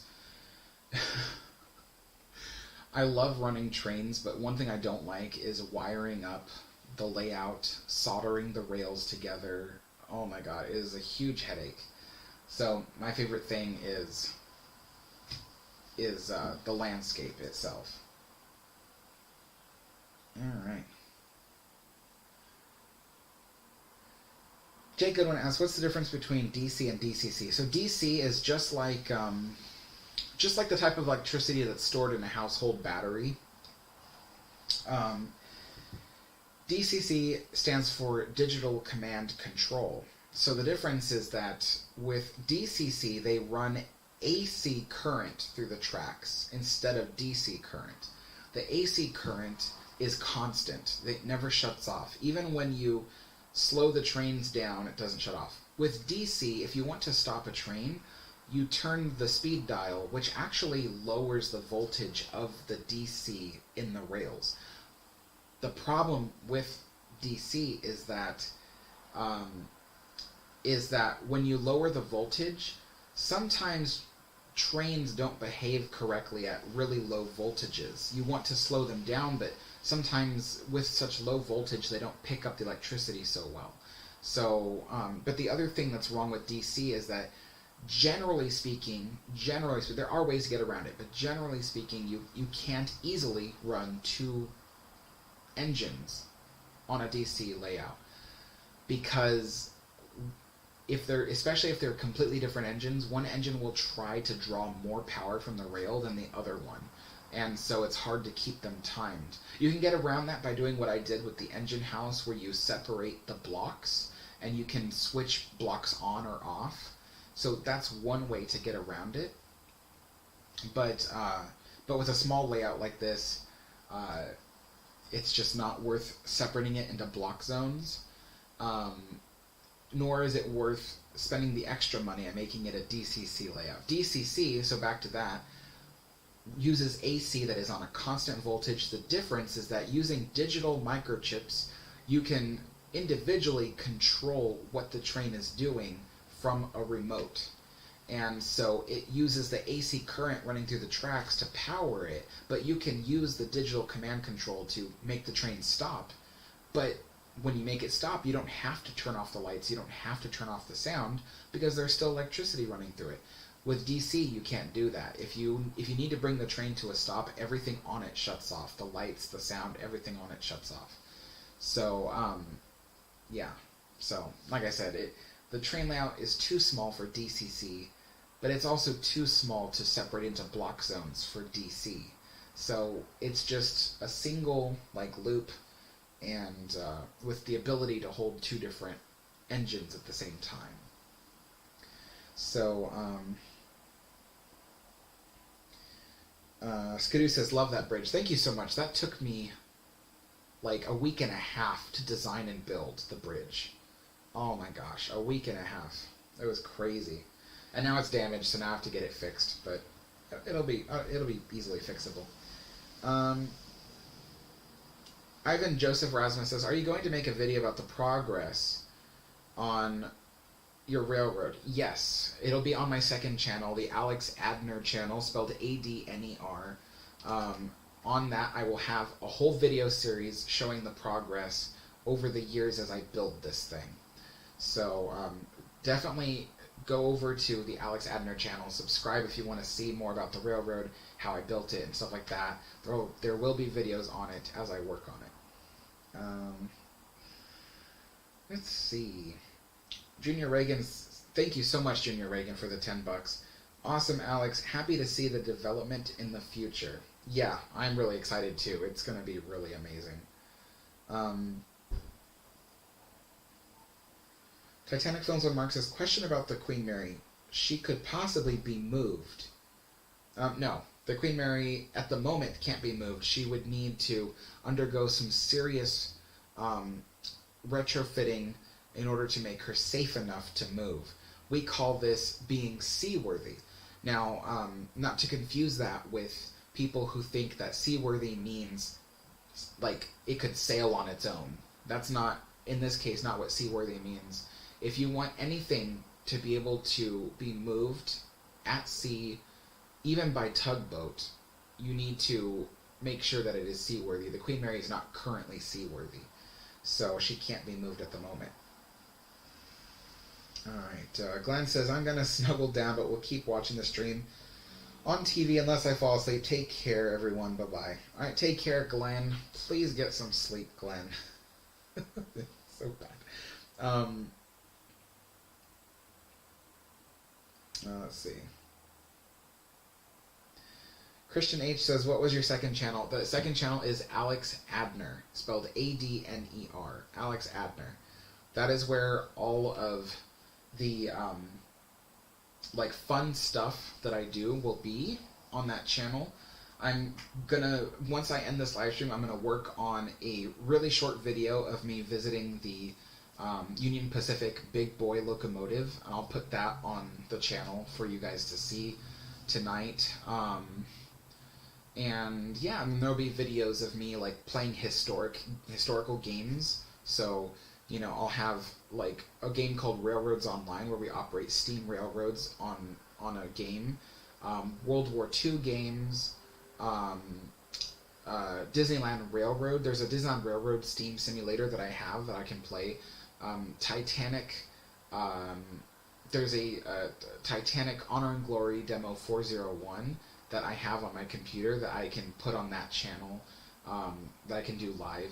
And then there's another YouTuber called Part-Time Explorer. You might know him, Tom Linsky, who his group is making the Lusitania as a walk-around game. So eventually when they complete that, I'm going to get that game, and that'll be on my computer, and it'll be on my Alex Abner channel. So there's lots of cool stuff that will be on the channel. Fox Starline, congratulations. I hope you do have a new job tomorrow. Congratulations. Wolf Gaming says, are there any detailed blueprints for the Queen Mary showing original furniture placements and layout? I'm sure somewhere there is, but I don't have access to it, nor do I know where it is. Thomas Brooks says, Alex, if you could travel back in time only once and come back anytime you want without having adverse effects on your fate in history, what year would you go to? Any time without having adverse effects in this current history. What time would I go to? I would go to the year 1936, and I would try to book passage on the Queen Mary. That is what I would try to do. First of all, I love the Art Deco age. I love the 1930s. I love the music from the 1930s. I love the styles, the cars, the people, the architecture, all that from the 1930s. So I would really love to see the 1930s myself and book passage on the Queen Mary and go that. Now that I know the Queen Mary never sunk out at sea like the Titanic did, I feel very safe about boarding the Queen Mary, despite her tendency to roll. Yeah, that's what I would do. 1936 would be it.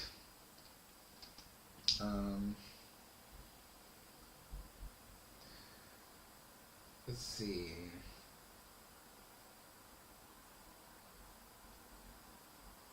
Haley says, what are your thoughts on the Disneyland Adventures video game? This is the first I'm hearing of it. I don't know about that. I don't play very many video games. So, Manny Quintero says, still in Portland? Yes, still in Portland, but I have a brand new studio apartment. But anyways, nice to hear from you again, Manny. It's been a while. Yeah, Portland apartment. Brand new apartment. Love it here. Really nice.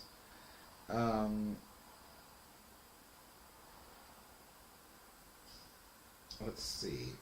Manny Quintero says, me, 1998. You'd really? You'd go back to 1998? For what? What is in 1998 that would make you want to go back? Fox Starline says, 1936. I wonder why. Yeah. I would love to see 1936. Alright, well, I'm going to wait for a few replies back from you guys, but I will be ending this stream in like a minute or two, because it's already been 2 hours. Oh my gosh, time flies. You know, I try to make these live streams only like 45 minutes to an hour long, and I always end up going over 2 hours. Like, that's how much fun I have with these live streams. Like, I just end up going over 2 hours. It's just so fun. Like, I don't know. Mr. Dude, this is my day job. I make historical mini documentaries for YouTube so people can enjoy that stuff without having to pay for some kind of television service. I see like my family, they have all these like TV subscription services. I'm like, why can't people make stuff for free anymore? So that's what my channel does. I provide entertainment for free for people who love to learn about these little things in history that not many people get to hear about. So that's what I do. It's a full-time job. I say more than full-time. I eat, sleep, and drink everything I do on this. Literally, I eat and drink everything I do on this channel for entertainment and history. Thomas Brooks asks, what creamer would be best for tea? I don't know. I just use heavy cream, honestly. Half and half would work just fine, but I use so little heavy cream that I'm not worried about its adverse effects of drinking it. But I like heavy cream because it gives everything more body. So, Jake Goodwin says, I would go to 1944 and watch D-Day happen. That's kind of tragic, don't you think? I wouldn't want to watch that. Oh, Manny says you would go to 1998 because it's before 9/11 within your life. Yeah, that makes sense.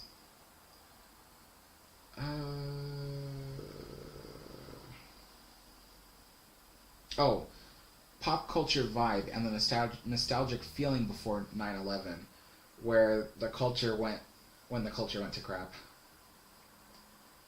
Yeah.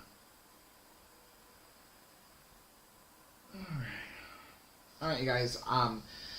The next live stream for tea time. Let's see. Today's Thursday, so the next live stream will be Sunday for tea time. Subscribe to my second channel, Alex Adner, spelled Adner. I will have all kinds of videos on that channel as I work on them, because believe me, it takes time to make videos. But there will be videos about my explorations, going places, videos about the train layout that's right behind me, making food that was once served on famous ocean liners, building models of ocean liners and things eventually in the future when I get them, playing historic digital games, stuff like that. Everything that's related to history and the stuff that you can already find on this channel. So thank you all so much for joining me. This has been really fun. As you can tell, I did this for 2 hours. And I will see you all later. Bye-bye, everyone.